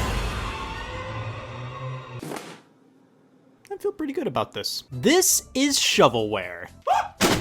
You know, I've already taken a look at roughly 50 pieces of shovelware titles on the Wii, which means we have roughly 1,400 more to go. You know, it's hard to classify as shovelware. Like, is it just a bad game? Well, no, I think it's basically a video game whose mere existence is to be on a store shelf and nothing more. Walmart thinks, oh, we're out of milk, fill the space with Chicken Shoot. To think of all the chicken slaughter games on Wii. I already played Chicken Shoot. You wouldn't know it because I'm not dead, damn it. So let's try out another in the genre, Chicken Blaster by Zoo. Well, what sets Chicken Blaster apart from the rest of the genre? Like 5 letters. Chicken Blaster. I've never seen this game, and coincidentally, I've never lived. Oh, 3D environments. Wow, it's so realistic. It truly feels like I'm gutting a fucking duck. When we blast the chickens, do they die or are they just fainting? No, it is canonical. These chickens are being slaughtered. Play the role of a chicken farmer whose birds have gone haywire and save the farm from shooting these mad chickens. I mean, they know what a man wants. I don't really know what's better here. I mean, with Chicken Blaster, 3D environments, you move between different areas. But that's the whole game. There's nothing else. It's just go for the high score in these areas, you're done. Chicken Shoot at least has the catch and egg minigame going for it as a bonus, and I prefer killing these chickens because there's less of a moral reason to kill them. However, neither one of these games really satiates my lust for a AAA kill the chicken experience. I'm just sick of the chicken genre being so lackluster. Why can't I get a quality game where it can kick a bird's ass? I'd say Chicken Shoot is the better option here. While Chicken Blaster has 4 crazy chickens bosses to fight, Chicken Shoot just has more substance. Also, I feel like the box arts for these games should have been swapped. They match the opposing game's art styles more. I may hate chickens, but I'm a big supporter of the pheasant movement. I just want people to take them seriously, you know? Well, they aren't a fad. This is Pheasants Forever Wing Shooter, featuring pheasant, quail, duck, turkey, and grouse. Grouse? They got the whole band back together. Apparently, Pheasants Forever is an organization alongside Quail Forever, promoting the conservation of the birds. So let's kill them. Well, that's the most surprising thing I've seen all day. Alright, pick a location. Well, this bottom one has dark matter all over the place, and I also never trust a man named Owen Field. I'll just go with the first course. We get fun facts on the loading screen. Treat every gun as if it were loaded. This is fun as shit. Illegal? If anybody sees these birds in their neighborhood, run. And here we are. This is Pheasants Forever Wing Shooter. You kill pheasants. I have to give the game that. They nailed it. Now, is it better than Chicken Blaster? I ask that question about most forms of matter. I'll say it is. I think the inclusion of grass really pushes it over the edge. The Wii was big on bird hate. Here I have ultimate duck hunting. Hunting and retrieving ducks. Yeah. 70% of this cover art isn't a duck, though. And what are you shooting at? The duck's right there. Just step on it.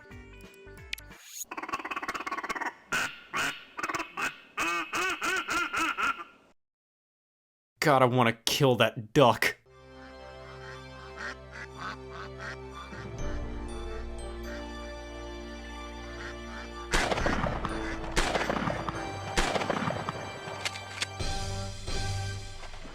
I'm not gonna say anything. If I was a shitty opening cutscene to a hunting game, I wouldn't want to be made fun of. You know what? I don't even want to bother. The lack of grouse is really bugging me. How about we try ultimate duck hunting?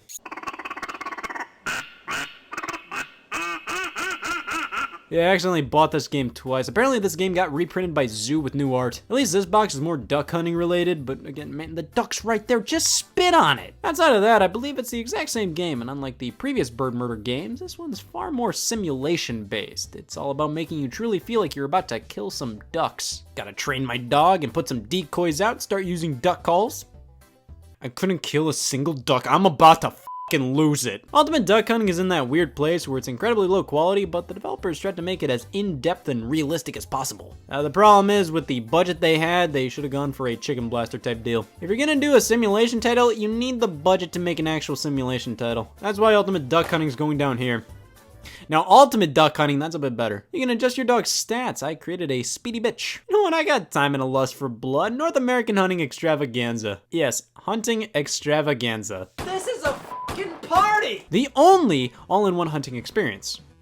I just played Chicken Blaster, man. What kind of a statement is that? The Wii was overflowing with hunting games. The back's headline is almost identical to Pheasants Forever. Take aim against fowls such as pheasant, duck, grouse. Grouse! You know what? I'm intrigued. Alright, our first mission is to kill a skunk. I can sprint after it. Oh, yeah, I'm gonna get that skunk. That skunk is mine. You have to reload by cocking the Wii remote like a gun, but it barely works. Why can't I just flick it or something? No, it has to be a cocking motion. So many Wii games are ruined by motion controls that are too complex for the system to recognize consistently when they could have just made this a waggle motion, or better yet, have you hit a button. You know what? North American hunting extravaganza, it's better than Ultimate Duck Hunting and Ultimate Duck Hunting, but not much more. I might as well finish up the hunting games I have on me with Deer Drive. Hunting season is open big time. I know! Another miss! You kill the deer. It's pretty much a version of Pheasants Forever where you don't kill birds. So it's worse than Ultimate Duck Hunting. Hunting titles on the Wii all look and feel the same. I wish there was a game that spoke to the country boy inside me a bit more. I do love mudding. Calvin Tucker's Redneck Farm Animals Racing Tournament. The FART, huh? Oh, that's funny.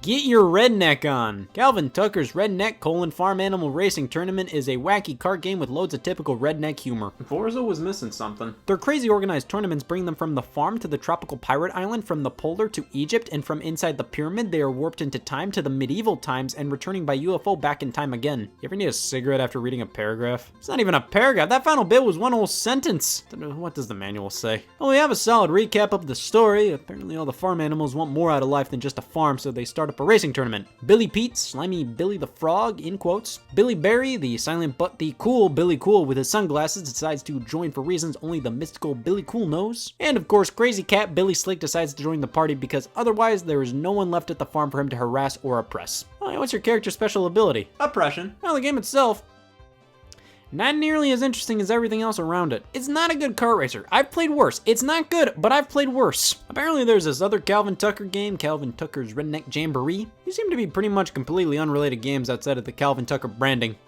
But can you even consider this branding? Who is Calvin Tucker? I've seen this game box at a few stores. This one I've only seen once and it mesmerized me. I had to buy it. I think these are the only two Calvin Tucker games, so can't wait for the next one. Calvin Tucker and the Busters. This is the best game I've played so far, and I don't even know what the official title is. Here's the front cover. The spine just calls it Redneck Farm Animals Racing Tournament. The title screen just calls it Calvin Tucker's Farm Animal Racing. I'll just call it better than Pheasants Forever. You know what? I'm in a racing mood now. Let's try out Monster Trucks Off-Road. Wait, that spelling looks familiar.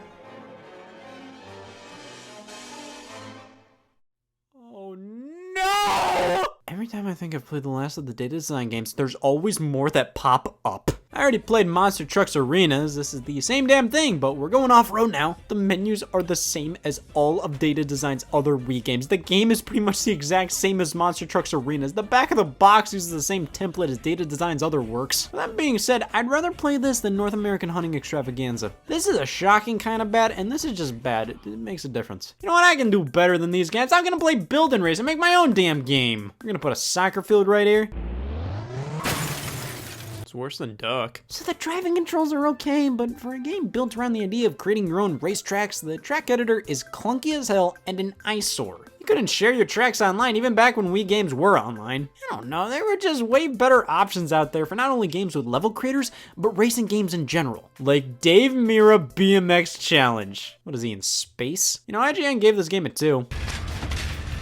It's at least a 4. Time to increase my Monster Energy drink gauge to do something. I never filled it. I assume by doing tricks you boost your meter up, but that's not how I played Dave Mirra BMX Challenge. I feel more reserved by failing. That's funny. I do have the urge to drink a Monster now, though. The store was fresh out. I subbed it out with kerosene. The people who played Dave Mirra BMX Challenge wore Carhartt jackets in April and spent way too long in high school bathrooms. So, a little worse than Chicken Blaster. See, but is that really all bad? I mean, comparing this to ATV Quad Kings, it's way more entertaining than that. Quad Kings has a major flaw. I selected French as my language and now I can't understand anything. I mean, it's functional, but it's just a boring BMX challenge without the fun physics. It gives me severe deja vu with a handful of other games I've already played. I'd rather play Monster Trucks Off-Road. This is more competently made, but this is more of a spectacle. Speaking of spectacles, Pizza Delivery Boy. Let's get into this story. Oh, that's where my wallpaper came from. Looks like this pizza restaurant needs some fresh blood. They hire a pizza delivery boy to make pizzas. I just ride a bike! I'd say this isn't unlike Paperboy mixed with Crazy Taxi. It's definitely the best game I've played so far. I could play this game for dozens and dozens of seconds. It's actually not that bad comparative to other games in the fucking garbage genre. As a 10-year-old kid, I liked the idea of eventually working a job like this. I wanted to work at an ice cream shop, and then I realized I wasn't cut out for that, so Pizza Delivery Boy would have allowed me to live out my minimum wage dreams. I can see some value in this game as a cute little title. There's a bit of variety here, and it has a 5 out of 5 on eBay. Calvin Tucker barely has a 4, so there you go. I think it's about time we go on the family game tangent. The Wii may have had a Lust for Blood, but it also had a Lust for Bloodlines. Games for the whole family. How about Pirates Hunt for Blackbeard's Booty? Designed and developed first for Wii. Oh, was that a big f*** you to people saying, I'll wait for the 360 version? A pirate-themed game has a lot of potential as long as it's not a minigame collection with only 5 minigames. Well, thank God we have Pirates vs. Ninjas Dodgeball instead. Half of the time, these pieces of shovelware could actually be tolerable, but they just put all of their effort into the wrong places. Like, why are there so many playable characters? Why can't I customize my character? What's the point of any of that if I can only play as these guys in 2-minute-long minigames? Why do I have to select which team I want to be a part of when I'm playing by myself? No matter what I choose, a random character is going to be assigned to me. It doesn't affect what I do in the game. What's the point? Why do I have to click through pages to read how to play the minigames? You couldn't have consolidated this all to one screen? It would have been easier to remember the controls that way. And then the controls themselves. Fuck them. Fuck these controls. I'm just waving my remote around randomly. There's no point to this. If there were like 20 minigames, sure. But there are only 5. It's better than Ultimate Duck. They were proud of this being a Wii exclusive.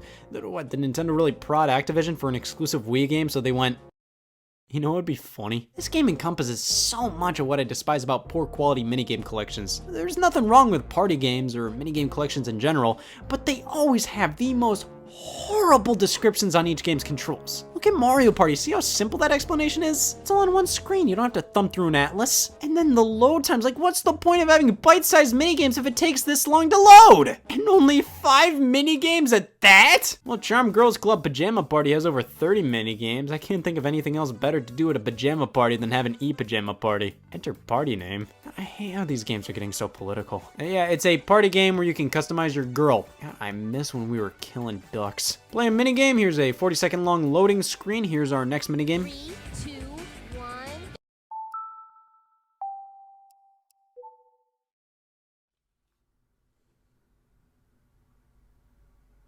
It's still better than Pirates. Oh god, the blank games genre. Basically taking the success of Wii Sports and saying, let's make our own themed minigame collection. This one based on games you play around the neighborhood. Just go outside! Neighborhood Games was published by THQ, Thuck as I like to call them. THQ was always interesting. They'd either make total fucking garbage or something pretty decent. Guess what Neighborhood Games is? No thinking, just guess. Do it. No thoughts, first instinct. What do you think? Neighborhood Games? Do it. Do it. What is it? Worse than Deer Drive. Damn it! What's the story here? Well, it's the 10th of the month. Let's go to an outside. Same. These controls are horrible. I can't throw anything for the life of me. They just wig out. Only a few games are available from the start. The rest of the 24 I have to unlock over time. I'm giving it the benefit of the doubt that some of those games are tolerable, but in the meantime, let's try medieval games. Hey, look at that. It has the same startup screen as Pheasants Forever, except it's a dragon, not a pheasant. Oui, oui, que sur le grand tonnerre medieval. I can't speak Spanish, so you know I don't know if that's French or not. ZeniMax made this? Well, of course, everybody has rough patches where they make something they're not necessarily proud of. This barely missed that patch. Hey, it's the announcer from Mario Party 8 if he looked weird. Alright, we played through a variety of minigames with constant freezing, frame drops, loading times, and sexy characters. These are my main problems with medieval games. It's more similar to something like Mario Party with the types of minigames. We even have a board game mode. I think this is nearing the top of the list so far, just barely edging out Calvin Tucker. You can tell it's of a high enough quality to be considered nearing Pizza Delivery Boy levels of greatness. So I tried medieval games, why not Spy Games Elevator Mission? The title of Spy Games implies this is a spy-based minigame collection, of course with all of them having to do with elevator missions. I would have preferred Elevator Games Spy Mission. No, this is a first-person shooter where you go through hallways, shoot goons, and get to the elevator. It's just the same thing over and over. I guess they were going for an old-school Wolfenstein 3D type feel, but see, that worked because Wolfenstein 3D was released in 1992. Spy Games is a joke. What kind of title is this? It's so much hope for the elevator-based spy minigame genre. It all ended up being skiing was better than pirates! Space camp. How does it even work? There's no trees in space. At first glance, it seems to be a fairly quality kids game set at a space camp. Maybe this is some kind of simulation title like Thrillville. No, it's a minigame collection. Should have called this Space Camp Party, and camp implies this is where we sleep. Space doesn't have a curfew. This is a fairly higher quality piece of shovelware. There's not a lot to it, but it's okay at what it does, and that puts it ahead of neighborhood games. BMX Challenge is still above it. It truly had more worth. Like, the concept of a space camp game is interesting, but when it's just another minigame collection, well, I'm sorry, but this is the only game with Dave Mirra in it. It gets the nudge. I'm not all too thrilled with what I've experienced so far. It actually gives me less faith in humanity. I don't think I can ever trust a man like I once did. So I'm removing my shower curtain. There's nowhere to hide when you're in this apartment. Pool Party is probably impossible to mess up. Well, if it was an elevator-based spy game collection, maybe. No, but it's a pool game where it shows a loading screen on how the CPU is thinking of its next move. The controls barely work. How is that possible? All you have to do is poke the remote to hit a ball. At least there's a solid selection of game types here. You know, prison fucking stinks, but they had a good variety of floors. Oh god, I never played this game, but it was in every Wii bargain bin I've ever seen. Mercury Meltdown Revolution. This was always a Wii game you'd see at stores that wouldn't normally sell Wii games. Like Rite Aid. Why was this at Rite Aid? It was always next to the Pong Asteroids and Yars' Revenge Game Boy Advance game. These were basically the only two they ever sold. It was always unbelievably cheap, like $10 to $20 brand new. Used, it was easily $1 at GameStop, but it always caught my eye. I think the pure white background almost made it look like an official Nintendo published game. Who knows, it might actually be good. It was actually good. What the f***? It's like Super Monkey Ball, but more puzzle focused. It's honestly not bad, and I can't believe I'm saying this. It's a better pizza delivery boy. I might as well knock out another game I constantly saw in the bargain bin, The Monkey King: The Legend Begins. This was always on the $20 and below Wii shelf at Walmart. I always remember seeing it. Maybe it'll be like Mercury Meltdown. It was actually bad. What the f***? It's fine, it's just a really bland 2D shoot 'em up. It's incredibly slow, you can tilt the Wii remote to kind of manipulate the environment, but it's just pretty sluggish and boring. Though I see some potential with it, it ain't horrible, but I think this box art doesn't do it any favors. Oh, f*** yeah, I'll buy this. I'm not in the mood for a 2D shooter. I should have bought Space Chimps. These two actually turned out okay at the very least. How about games that I've never heard of that I can't possibly fathom being good in the slightest? Ocean Commander. I don't know, it might actually be good. Minicopter Adventure Flight. Are they allowed to have the Wii console here? Like, did they get permission to do this? It's not even plugged in. I mean, it's better than Ocean Commander, but that's all it really is. Pacific Liberator. Mom, I want it. I want to liberate the Pacific. I mean, it's not good. The Island of Dr. Frankenstein. Spanish. Spanish! Top-down adventure game. Can't understand anything. It's going at the bottom. Better than Pool Party. Defendin' the Penguin. Holy shit.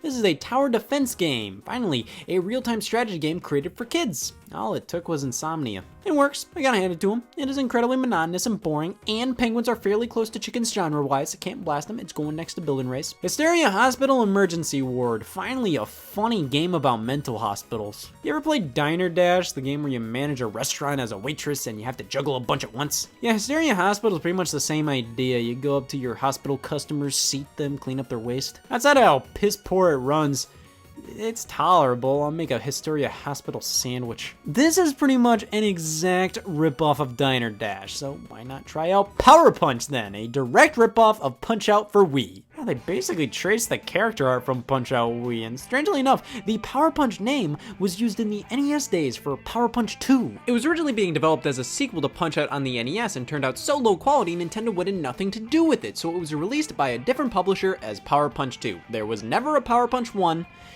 Until now. I actually have no idea if this is related at all to Power Punch 2, but I do know this game isn't great. Why rip off Punch-Out Wii? Was that game really popular enough to clone? I love Punch-Out Wii, but why go to all this effort to copy a game that wasn't a massive hit to begin with? The thing is, they copied everything but the gameplay. It's basically just a regular-ass boxing game. It's obvious there were talented people on this team. Sure, the art is an exact copy, but it's clear the artists were talented. So why rip off a game that already wasn't that popular when you have artists that can easily give the game its own unique style?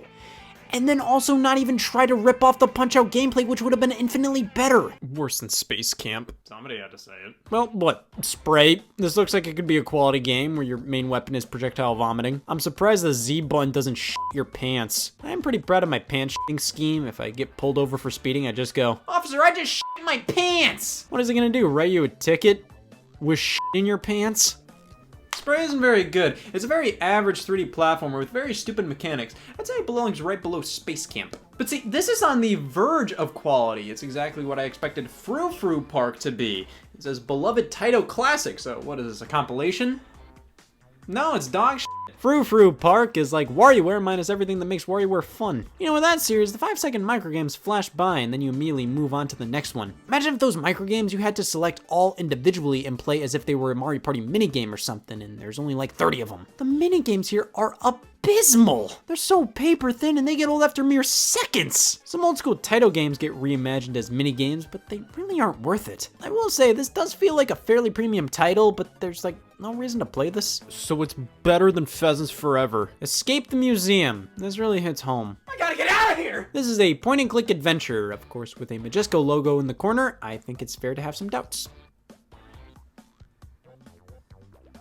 It's not bad, pretty simple. It's basically just a point-and-click on the Wii that just exists to be a point-and-click on the Wii. Like, there's no true passion here. There's not a story that has to be told. There's no grand characters. It's just a point-and-click game in the museum. Now there are the sports-related games here, like King of Clubs. Horrible. Carnival Games Mini Golf, a spin-off of Carnival Games. This one got terrible reviews, but out of all of the third-party mini golf games I've played, this one is beyond playable. I think it's weird this wasn't included in any of these standard Carnival Games games. Like, why make this its own thing? But as it stands, Now, Pirates vs. Ninjas Dodgeball is the best pirate game on our list today. I don't even know how to control this. This is horrible, but it gets points for originality. You can murder me as long as you're creative about it. We are nearing the end of the pile here. We wish you a Merry Christmas, Jesus Christ. A Christmas game. And it's the best one. This game is a simple little activity book for Christmas time. It's nothing amazing, but for what it is, it's great. You have small little mini games that are super simple but pretty fun, and little things to do like decorate the tree, count down the days until breaking and entering. There's enough here to warrant this game in a family's Wii collection during the holiday season. It's just a cozy little experience, and for what it is, I think it does a bang-up job. So let's talk about a shitty version of this. Rudolph the Red-Nosed Reindeer, based on the 60s Christmas special.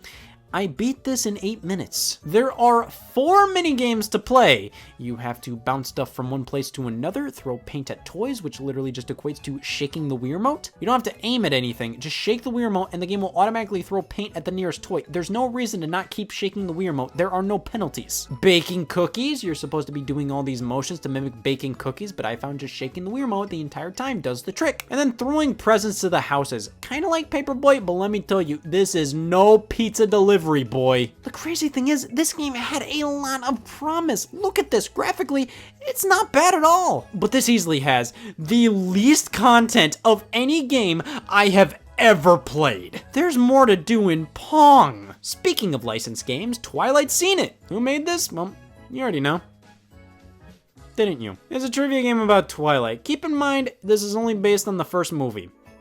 So there's not a ton to work from here. If this was Eminem's Adventure Scene It, I'd clean the fucking house. Well, it's not Scene It, but this'll do. We've already taken a look at 2 other Eminem's games, so let's round it out with a full-blown adventure. This is an Eminem. Oh wow, what can it do? Well, do I have a game to show you? Adventure is a full-blown 3D platformer starring these little flavor seizures. This game is for those who just love the Eminem's characters, your friend who just won't shut the fuck up about them. What kind of Eminem's pointer is that? The M's too big. And why are all the titles so high up? Alright, so let's start a new game. Thoughts so far? I love it. So yellow Eminem's in a locker, he shuts it. Look at this. What is this? So I have to do some security thing. Hey, yellow's really digging shit here. Never mind. Alright, time to play. Well, it's not good, I'll give him that. I mean, if you really just fucking love the Eminem's characters and you want to see what they're like when they walk, I'm sure I get it, we all have dreams. It's definitely one of the better games of the lot. But I should probably wait until I play Space Chimps to judge any game from this point forward. Now this is Space Chimps. Not that bad. It's honestly pretty good for a tie into a horrible kids movie. I feel like if you'd ever say, oh, all licensed kids games are terrible. Come on, man, not from the Space Chimps. But the fact it got so bad that I'm surprised Space Chimps is playable, this isn't good. How is the Wii so tainted with this junk, and why did people buy it? Anybody who supported this kind of shovelware shouldn't exist. They should be exiled from being a thing. Whoever bought shovelware should disappear.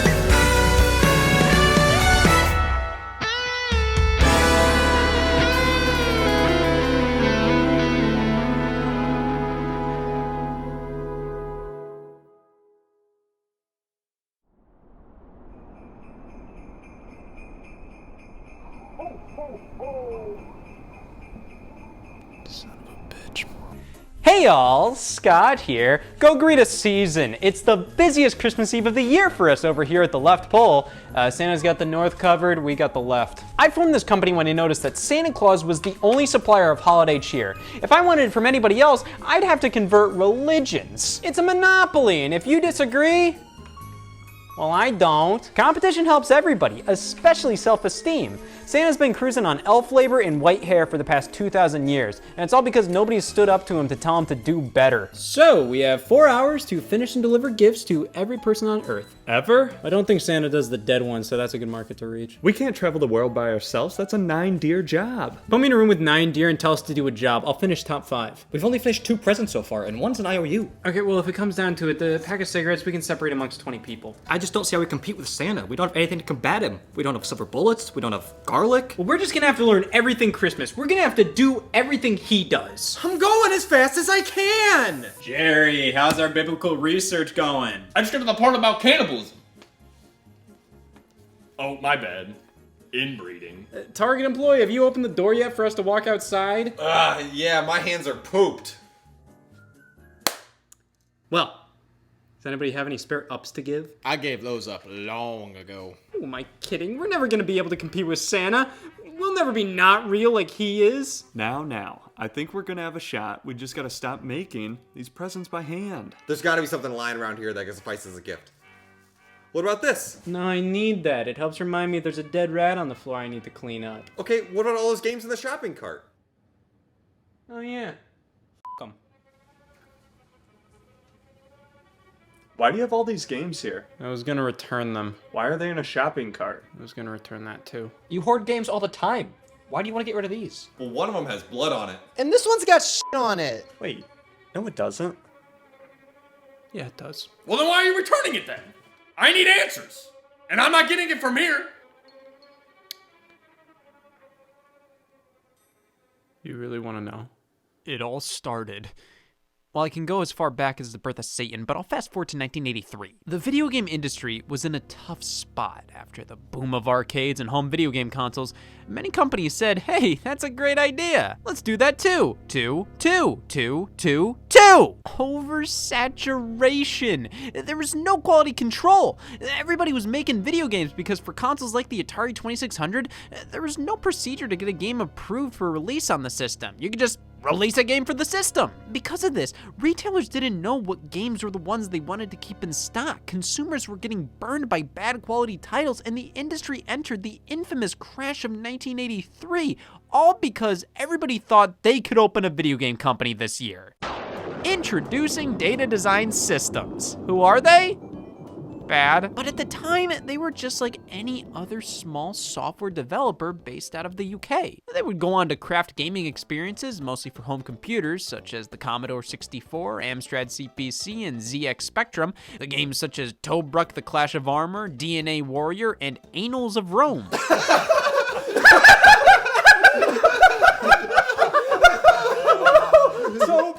But by the time 1990 rolled around, Data Design Systems was no more. Acquired by Stuart Green's company, Green Solutions, the studio was renamed to One Data Design Interactive.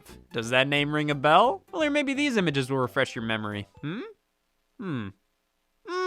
Yeah, that Data Design Interactive. While throughout the 1990s, they developed numerous titles of a lower quality, it wasn't until the mid-2000s hit with the introduction of the Nintendo Wii that they finally rose to infamy. From 2004 to 2009, they created over 30 titles, more than half of their entire resume of games released since 1983. While Data Design was pretty much always a developer of lesser titles, they pushed that perception to its limit in the Wii era.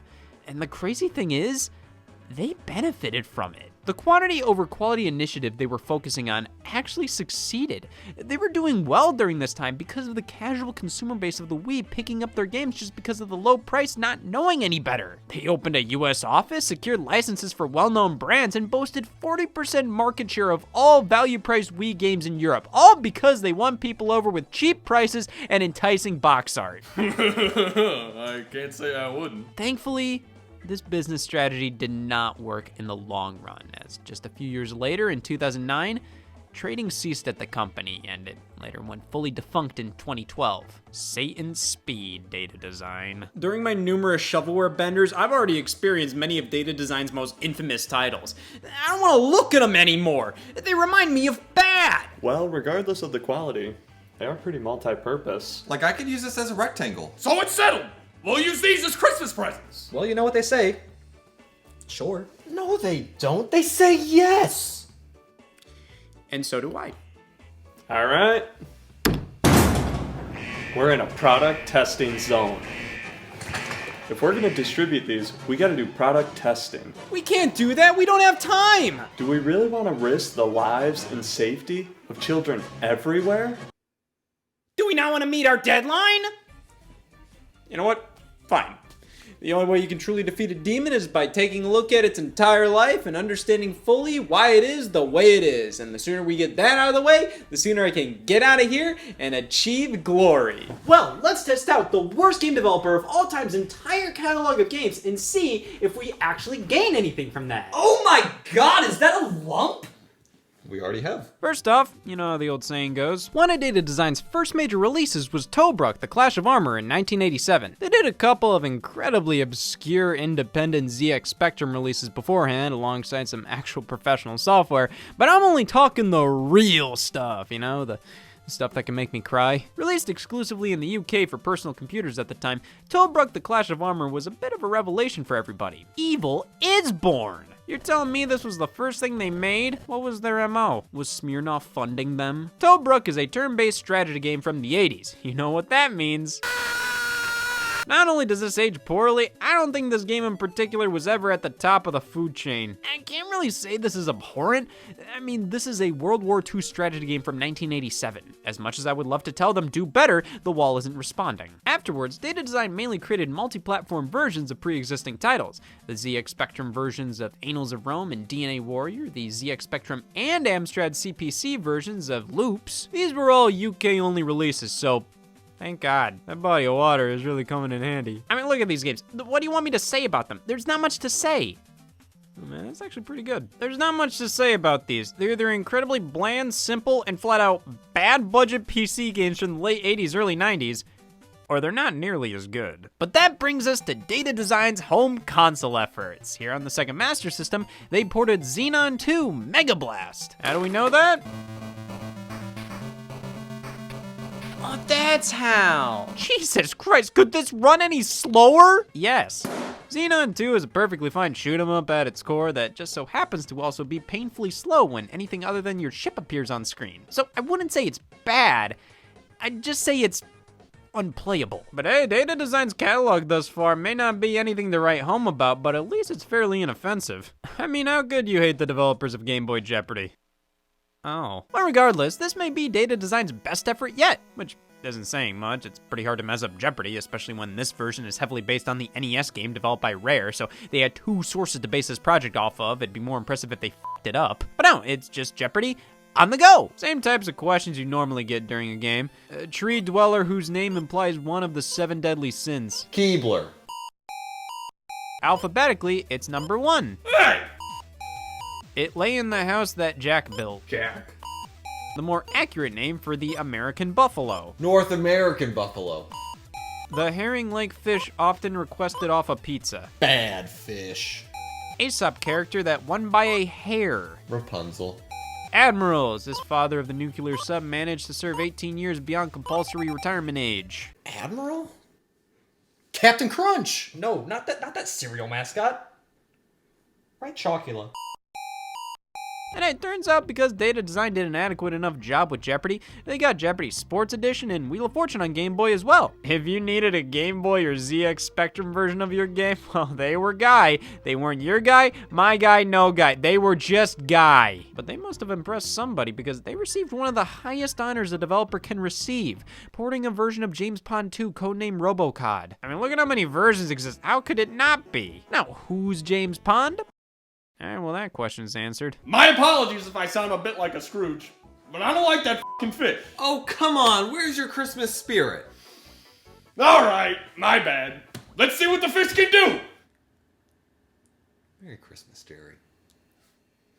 Listen, you gotta understand, I can't do both of these at the same time. Data Design is responsible for the Commodore 64 and Game Boy versions of the title, the latter being known as Super James Pond over here. God, this is just a sloppy, bare-bones platformer. It just reeks of a game that was on your PC when you were little, and that's why you played it, because it was there. Now, I'll be fair to Data Design. This isn't an issue exclusive to their versions of the game. This is the James Pond 2 wide epidemic. So let's see if they redeem themselves with their very own platformer, developed wholly by Data Design. This is Pinky. That isn't Pinky, that's just pink. Wow, a platformer with really bright, colorful, detailed visuals, great music, ho-hum controls, and boring level design? I'm impressed! This was followed by Exit on Amiga, a simple block-pushing puzzle game. Nothing to write home about, but it was fine enough for what it was. But that wasn't enough for Data Design. No. They couldn't stop it being just mediocre. They had to craft one of the worst video games of all time that didn't involve a fucking fish. Data Design is responsible for the SNES, Game Boy, and Sega Mega Drive, that's the Sega Genesis in Europe, versions of Rise of the Robots, an infamous fighting game. One of the most notorious examples of, oh god. Visually, this ain't half bad. It's honestly pretty impressive for the time. The gameplay, on the other hand, oh Jesus. This game was intensely hyped up as some kind of good game. It was mostly all about the graphics, but then it came out. And while the visuals were sufficient considering how heavily marketed they were, the gameplay is so basic and in some areas flat out broken. You have 3 variations of punches and kicks, but they all look the same. There's barely any characters, bland and lifeless environments, and would you believe the SNES version may be one of the better versions of the game? Another case of Data Design not being entirely at fault here. In fact, they might have been the most competent developer of all of the Rise of the Robots releases. Say what you will, but they put full motion cutscenes in the damn Game Gear version. Like, come on. The game may be a sloppy, incompetent fighter that's mediocre to mash buttons to at best, but it's like that everywhere, so how much of this is Data Design's fault? Looking at the reviews of the Game Gear version, all of it. Of course, after that, they had to hop back to what they were best at, Jeopardy on Game Boy with Platinum Edition. Several opera scores by this Italian rival of Mozart. Wozart? It's located between EST and MST. The letter S! This is endless, restless, and useless, and it killed the cat. A gun. Appending these 4 letters to an odor means to execute it at once. Once. This round flat bread is the flat basis of tacos, enchiladas, and burritos. Bread after I sit on it. I misspelled after. A note that's neither sharp nor flat is said to be this. Silent, but deadly. Jessica Tandy won a Tony for this role in A Streetcar Named Desire. Donald the Duck. A nonette is a composition for this many musical instruments or voices. No, I don't speak Italian.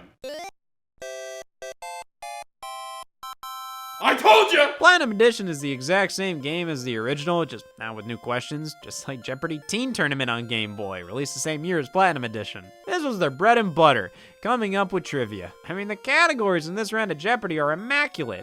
What should I choose? State capitals for 100 or state capitals for 100? But by 1997, it was about time for the company to head back to their strategy game roots with the title Conquest Earth First Encounter for PC. Published by Eidos. Damn, this may be their first big original release not based on any prior work that launched outside of the UK. Let's give them a round of applause. Damn it, go back! Go back!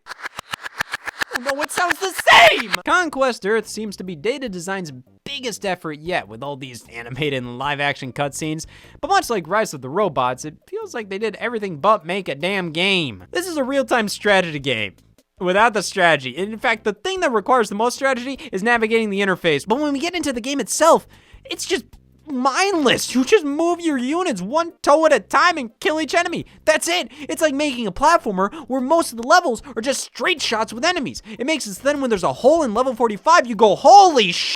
Conquest Earth was a huge disappointment for many.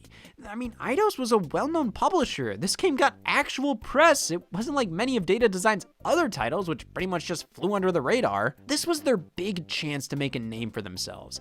The eyes were on this game at the time, and they blew it. But, as we can see, that doesn't really matter in the video game industry, as Data Design achieved the license to one of the most beloved properties of all time. Not the Raiders! Lego Rock Raiders on PC. Another goddamn strategy game. What the hell was their problem? Man, you're not good at making sandwiches. But all I own is bread! However, despite how their previous strategy games came out, Lego Rock Raiders is generally well liked and still has a fairly active fan community. It's nothing mind-blowing, but it's one of those games you can tell that if you played it as a kid, you'd probably look back at it fondly today. Of course, that means if you have no nostalgia link to it and try playing it right now, you're not necessarily going to be won over. But you can at least clearly see a decent enough PC game for kids here. So yeah, this one ain't half bad. So ain't half bad, it received a PlayStation release, also developed by Data Design. Well, if the PC version wasn't half bad, this is well over 60%. What the hell happened here? This is a completely different game, and while Rock Raiders on PC was okay, this is genuinely abysmal. This is a top-down game where you just walk around and collect all the green crystals in these unbelievably dark levels with nothing of note in them. It's just walk around and find all the things. This is horrible. I know what you mean. My father's dead. I guess word got out Data Design could take your beloved kid's toy license and give you something to bitch about at Thanksgiving. Because shortly after Lego, Data Design took a stab at Tonka with Tonka Space Station on PC and PlayStation. Arrest them. Why have so many companies entrusted these guys with their brands? Kids' brands, no less. Have you seen what they do in their spare time? Dude, this game is notorious for making no damn sense, at least to every person in the world ever. There's no explanations, no tutorials, it's up to you to figure out how Tonka made it to space. Fortunately, the amount of time you have to spend figuring the controls and objectives out makes up for the lack of content in the game. Stretches a 30-minute game to about 5 or 6 hours, that's good. Well, this game is bad, and there's still a certain level of quality it adheres to. It's something that doesn't look out of the ordinary for a children's PC game from the early 2000s, which unfortunately leads this game to be pretty easily forgotten, which is really bad when you're trying to find something to play. This looks fun. So, if these are bad, unmemorable games, something has to change. Oh, I was just gonna try a different shirt. This was the era of Data Design's shift in focus from bad video games to the Antichrist. Around the same time as Tonka Space Station, there was 2 other Data Design releases, Tonka Monster Trucks and Gubble Buggy Racer on PC. Yeah, well, this spits in the face of my belief system. They can't drive. Tonka Space Station got a PS1 release. Conquest Earth and especially Lego Rock Raiders on PC are well known and popular enough to figure out how to run them on modern hardware. Gubble Buggy Racer, I'm not even positive exists. Like, this shouldn't be that hard to figure out. It's Gubble Buggy Racer, not God. Doesn't mean you can't find downloads for it online, and I got pretty damn close to running this thing. I deserve a medal. I guess all I can do is gawk at gameplay online. Scott's opinion is, do 3 dots count? Tonka Monster Trucks is far easier to find a physical copy of, but that doesn't mean anything when it comes to running it on a modern PC. A similar issue to Gubble Buggy Racer, but like what I said about Tonka Space Station, while these games may all be of a lower quality, you can still see a bit of effort here. It's like, my god, you included the color yellow? But once Data Design entered the 6th generation of gaming, everything changed with the release of Nickelodeon Party Blast. Oh my god, Data Design's making bad games now? It's a crossover between all your favorite Nickelodeon characters like Cat from Cat Dog and Dog from Cat Dog. There's 5 minigames to play here. 5. 1, 2, 3, 4, 5. It is very useful. I only have to use one hand to describe this game, because the other one is busy. Okay, so I think a 1 out of 10 is a bit harsh for this game. A 2 maybe? I think as a Nickelodeon product, there's enough here for a child to think they like it. Some voice acting, enough references to the source material. It's not incredible in these regards, but it does enough to ensure children will just convince themselves this is good. Look, it's Jimmy Neutron. I knew it was missing something. But outside of the license, this game has about 20 minutes of content overall, with such a small amount of minigames that all play and control abysmally. It's not unplayable, but why does that matter? Why would you want to play it? Nickelodeon Party Blast feels designed around the concept of kids stupid. They don't know any better. They'll play anything with a smile in it, and they'll do it over and over and over again. Children will replay the same movie 4,000 times, so why put more than 5 minigames in the title? They won't notice. Their brains don't fully grow until they're 25. And I just realized this game kinda sucks. This design philosophy is what carried Data Design through the next 10 years. It's a pretty rock solid plan. I mean, I don't want shit, so don't give it to me. And thus, Data Design stopped giving a shit. 5 games in 2004, all original IPs on the PlayStation 2. And the first one is Mythmaker's Orbs of Doom. Are you sure it's not lie pumpers? Circles are bad? Yeah, orbs just don't really do it for me. Now spheres, though? Why do I have to respond to that? Just so lie pumper circles are bad, you may be looking at like, oh, this is D tier Monkey Ball. I'd say it's more like A tier Denny's. This is a part of Data Design's new series, Mythmakers. Every Walt Disney needs their Mickey Mouse. Every Vlad the Impaler needs something f***ed up. So I guess the basis here is that the Mythmakers are child-looking creatures, children if you will, dressed up as fictional, mythical icons. You have Trixie as the Easter Bunny, Nick as Santa Claus. Why stop there? Where is he? I guess this guy is our main villain, but that's just profiling. I don't think he appears in the actual game because this thing has no cutscenes, no story, no nothing. It's all about reading between the lines with this one. Oh, it's just a very simple, bland, and lifeless Super Monkey Ball clone with some of the most uninteresting level designs you could ask for. Why would you ask for that? The game's beatable in under an hour, and even when you do, nothing happens. They just kick you back to the title screen. I mean, I would at least want an apology. However, disregarding how bad of a game this is, well, when you do that, it's not that bad. It functions, and thankfully to rectify that, Data Design released a Wii version 3 years later. Alright, so it's Orbs of Doom with a tweaked menu screen and forced motion control. How do I describe these? Like, you ever tried tilting a hot dog down? That shit hurts. Yeah, I would have vastly preferred if they had you hold the Wii remote sideways to tilt it around instead of vertically. But, you know what they say, f*** this game. But see, this was all a part of Data Design's big strategy. First off, release numerous games on the PlayStation 2 and PC in Europe only. For some reason, Europe had pretty lenient guidelines on what legally qualified as a PlayStation 2 game over there. The Mouse Police. No, they don't make cuffs that small! Some incredibly low quality releases on the platform occurred only in Europe, many of which were published by a company known as Phoenix Games, who happened to work with Data Design to publish many of their titles too. Then when the Nintendo Wii came out, they saw this as an opportunity not only to bring their games to a new console, but a new market as well. This was how us Ohioans played most of Data Design's games from this era, the Wii version of the European PlayStation 2 version of bad. But some games remained exclusive to Europe and the PlayStation 2 and PC, such as one Habit Trail Hamster Ball. I know you may be asking, what's Habit Trail, Scott? Well, I can answer the first question. Habit Trail is a line of hamster accessories. Yeah, Data Design secured the rights to a hamster ball brand. I didn't know there were rights to secure. The game even has special menus showing tips on proper hamster care, the do's and don'ts of owning a hamster, what to feed them, hamster food good, poison bad. This game's just trying to sell me on damn hamster bleach. Well, Habit Trail Hamster Ball is Let's move on to another game. Alright, next up, Hamster Heroes. Oh, great! Now I have to thank them for their service? I already do. So what do these little critters do that I can't do with the 12 gauge? Nothing. As long as you have that gun, these hamsters are worthless. Hamster Heroes is...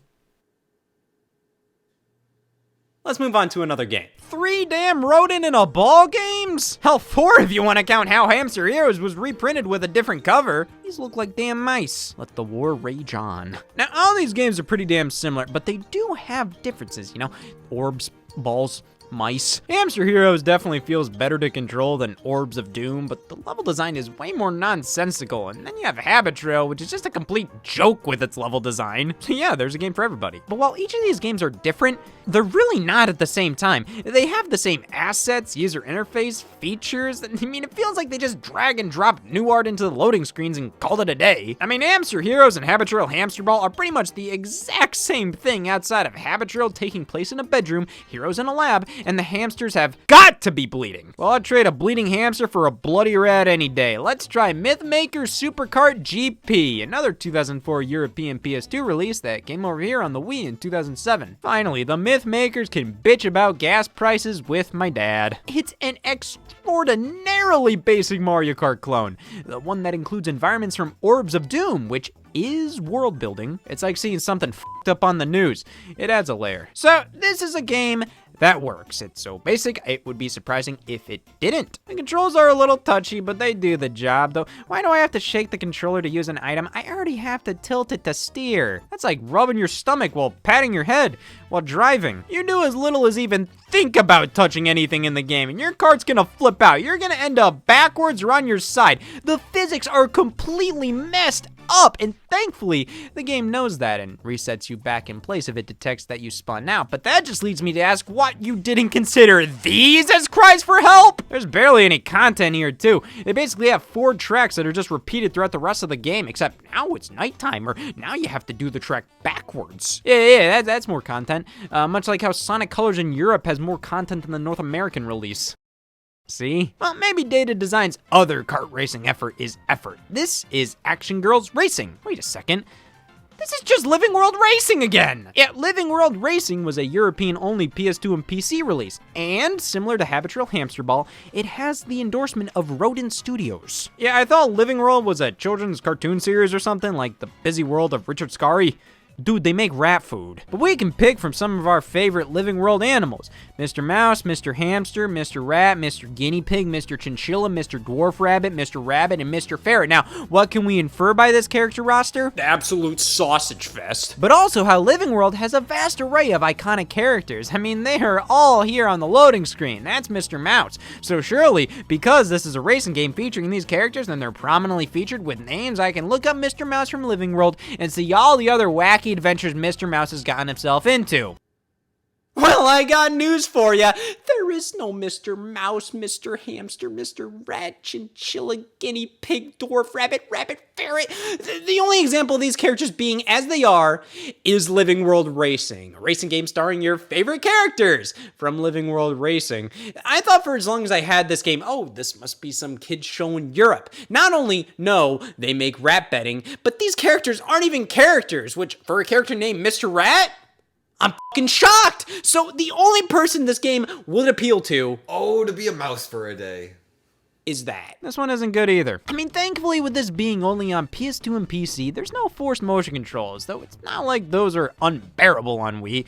They're just really fucking bad. But it's not like any of these are necessarily better or worse. They're just the same damn games. Even the power-ups are basically copy and pasted. If I had to pick one, I'd say Action Girls Racing may be the worst. I mean, the first damn level is one of the worst designed pieces of fiction I've ever experienced. The first damn thing you do in the course is go through doors that just look like they're part of the background. Then you're expected to make turns like this? This feels like a damn platformer level you shoved go-karts in. Like, judging from Data Design's new strategy, let's check out their platformers to see if this stage originated somewhere. Actually, I just found where it came from. This is Ninja Breadman. It's a cookie. Wait, I've seen that before. That's Milk's best friend. You know, maybe we shouldn't be paid in cookies and milk when we deliver these presents. The bank doesn't take them, I've tried. Yeah, well, the tooth fairy gets paid in teeth. We can get paid in, like, I don't know, fingernails? Could be the finger fairies? We can't do that. We need a drink too. How about tomato soup? No, we'll stain the snow. Why don't we get $200 a piece? So this is our current project proposal. Now it is. So is Ninja Bread Man just a gingerbread cookie ninja, or is this just a whole ass subgenre? Well, let's see how Data Design does platformers. They don't. What the f***? Okay, I'm dead. And I'm dead again. Oh my god, why bees? What, they couldn't get the rights to flies? This game feels like chafing. We just collect all the keys to unlock the portal at the end and move on to the next stage. Repeat that 6 times and you're not playing Ninja Bread Man because there's only 4 levels. Wow, this game is so bad. It only has 4 levels. Did you want more? While the Wii game only tells you to jump with the nunchuck, you can jump with the Z button, which is the most concrete evidence I've seen so far that God exists. For some reason, Data Design forced motion control into all of their Wii ports, which I never understood. That's more work! Because without motion control, this game plays perfectly fine on the PlayStation 2. Define plays. Candyland is under attack! You're just asking to be sued. Pick a more original name, will ya? Oh no, Scrabble is under attack! Hordes of snapping cupcakes. See, I just don't get that shit. Why are they attacking me? I'm one of them! Throw ninja stars to stun enemies and follow up with the mighty samurai sword, reducing enemies into a quivering pool of raspberry jam. Even the bees? It's just a completely generic 3D platformer, one that gives me just by controlling it, because Ninja Bread Man is so damn fast and using your weapon is so damn slow that every moment in this game just feels like it works. It's a game, but it's the bare minimum of what I'd call one. You can beat it in under an hour, probably 20 minutes if you knew what you were doing. Done, yeah. He's a fucking cookie, I know. So, Ninja Bread Man, not the best it could be. Similar sentiment I have towards organized crime. I'd definitely rather play it than Data Design's kart racing efforts. Most of those are just incredibly boring. Ninja Bread Man's got that, and bees. Next in line of Data Design's Wii-era platformers is this. Anubis 2? They made a second new Bis? Oh, I love the first one. It had graphics. The only graph I'm saying Ick 2 is this one. There's no Anubis 1? There's no Anubis 1 on any screen I'm aware of, and that includes a screen on my back door. And I ain't talking about my ass. Why are you whispering that to me? Anubis 2 is actually supposed to be pronounced Anubis II, as if this is the offspring of the original Egyptian god Anubis. Okay, that's fine, but just call the game Anubis Jr. There will never be another incarnation of the Egyptian god Anubis. Wait! And, drum roll please. Damn, all we could get was a rim shot. Of course it's the same goddamn thing as Ninja Bread Man. I mean, even if there isn't an actual Anubis 1, there is. Anubis 2 actually does switch things up though, featuring more levels, longer levels. Because that was Ninja Bread Man's problem. There wasn't enough of it. While there are enough changes between most of Data Design's work here to classify these as different games, I mean, I may be playing Data Design games right now, but I ain't stupid. I've just run out of options to gain a personality. These are the same damn things, evident by 1 Rock and Roll Adventures. Yup. I always thought Ninja Bread Man was oddly Elvis-shaped. Then we have the 3rd in the Mythmaker series, Mythmakers, Trixie and Toyland. Before we see what it is, let's go over what it might be. Wrong. Bad. It's strange how the platformer was the 3rd Mythmakers game, while the Monkey Ball Clone and Kart Racer came before it. But hey, leave it to Data Design to break conventions. For example, most people say you shouldn't eat piss. Yeah, you drink it. Mythmakers is just like Ninja Bread Man, which is just like Anubis 2, which is just like Rock and Roll Adventures. It's like Elvis with ears. And that's Data Design's lineup of 3D platformers for the PS2, PC, and Wii, which pales in comparison to all the damn racing games. Listen, there's nothing to say about these games. Monster Trucks Arenas. Have any of you ever played this game? God, no. This game involves my 3 biggest fears. Monsters, trucks, and the Monster Trucks Arena video game. My 3 biggest fears are men, bread, and losing my brother in a homicide. I know how you feel.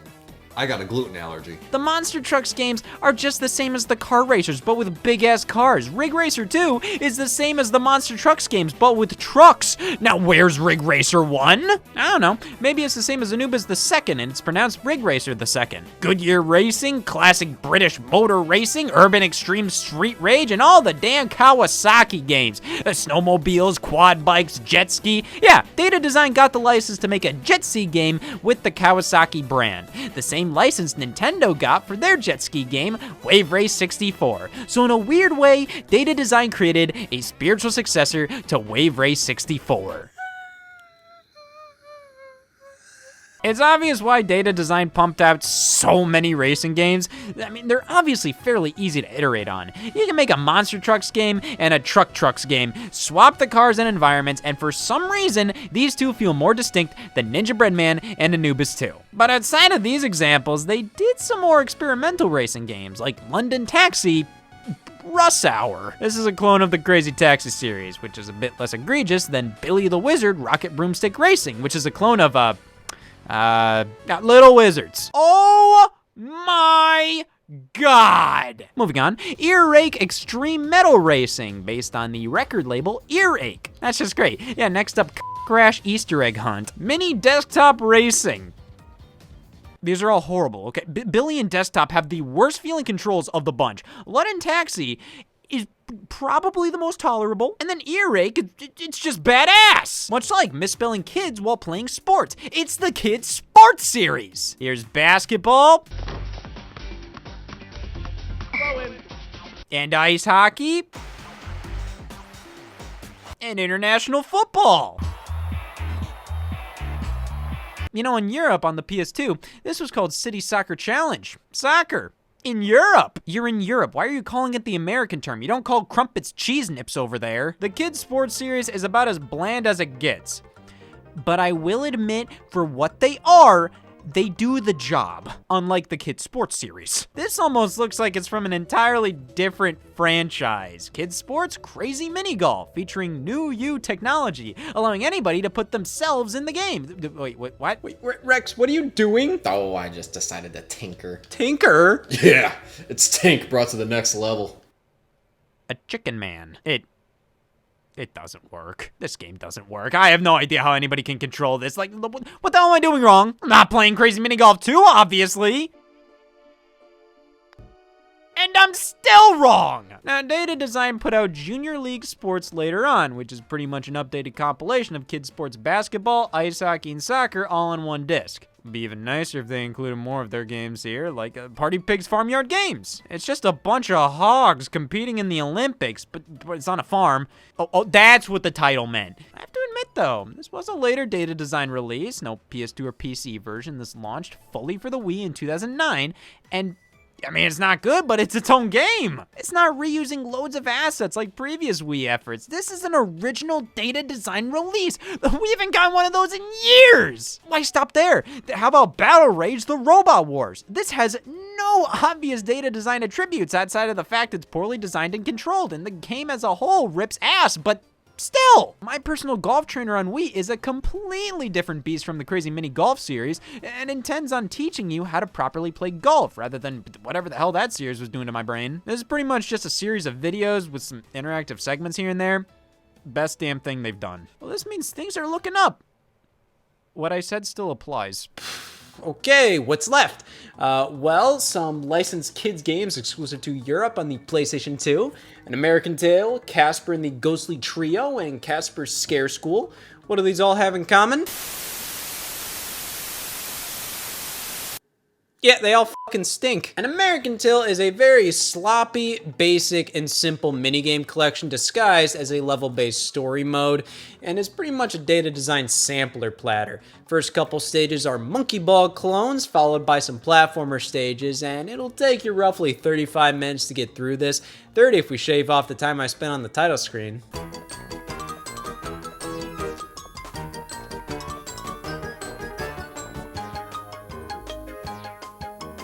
Casper and the Ghostly Trio and Casper's Scare School are both cut from the same cloth, both incredibly basic and generic platformers. Better than Ninja Breadman, worse than Forced Extinction of Species. There, all Data Design games tested. If we're quick, we can catch up to Santa. It's only 2 a.m. on April 16th. Oh man, I had work a month ago. I can't believe we missed the deadline for Christmas Eve! We wasted 4 months playing these games? Well, I wouldn't say wasted, probably just say misused. Yeah, I enjoyed not talking about my ass for 4 months. Yeah, I enjoyed not hearing about it. Yeah, it says right here. I'm pretty cool. And by proxy, so are all you. I mean, yeah, actually, like, looking back at it all, it doesn't really feel like I wasted my time because I spent it with all of you. That's it! We do have the competitive edge! Santa may be able to give all these physical gifts, but we don't need that! We have our time and company and friendship! We have the experience of going through all these horrible games together that'll last us through our entire lives! It's way more valuable than something you can unwrap. These games as gifts are absolute garbage, but the memories we made spending time with each other going through them, that's priceless. And that can be what sets us apart. We won't give away presents, we'll give away our time and energy. Come on guys, it's a beautiful snowy April night in Ohio. Let's go caroling! Well, that's how I spent my 114 days of Christmas, and I don't regret it. Data Design Interactive is the worst game developer of all time. There's no getting around that. But that doesn't mean they never tried. Going through their history, it's honestly really sad to see a studio just trying to get by, doing what they could, picking up porting jobs, making all different types of games, just trying to see what sticks. And in the end, what ended up working for them was oversaturating the market with constant garbage budget releases that were all clones of each other. It felt like they were saying, we give up, we know we're bad, let's not even try anymore. But while that may have worked for a couple years, it obviously wasn't sustainable. It just goes to show that you can try to game the system, put as little effort into your work as possible, and it may work initially, but it's gonna catch up to you at some point. However, while what they did wasn't noble, they still created some of the most memorable gaming experiences for me of all time, even if they were all horrible. Just going from Ninja Breadman to Anubis 2, from Action Girls Racing to Mythmaker's Superkart GP, and just seeing the same damn game, that sticks with you. It's good that they're gone, but man, they gave me one of my best Christmas memories of all time. And I just wish I could give them as merry of a Christmas as they gave to me. I wish they were back making games again today, just for a little bit. Near the end of their life, they were actually trying a bunch of new things. I want to see how much their projects would have evolved these days. I just wish I could tell them, Merry Christmas, Data Design.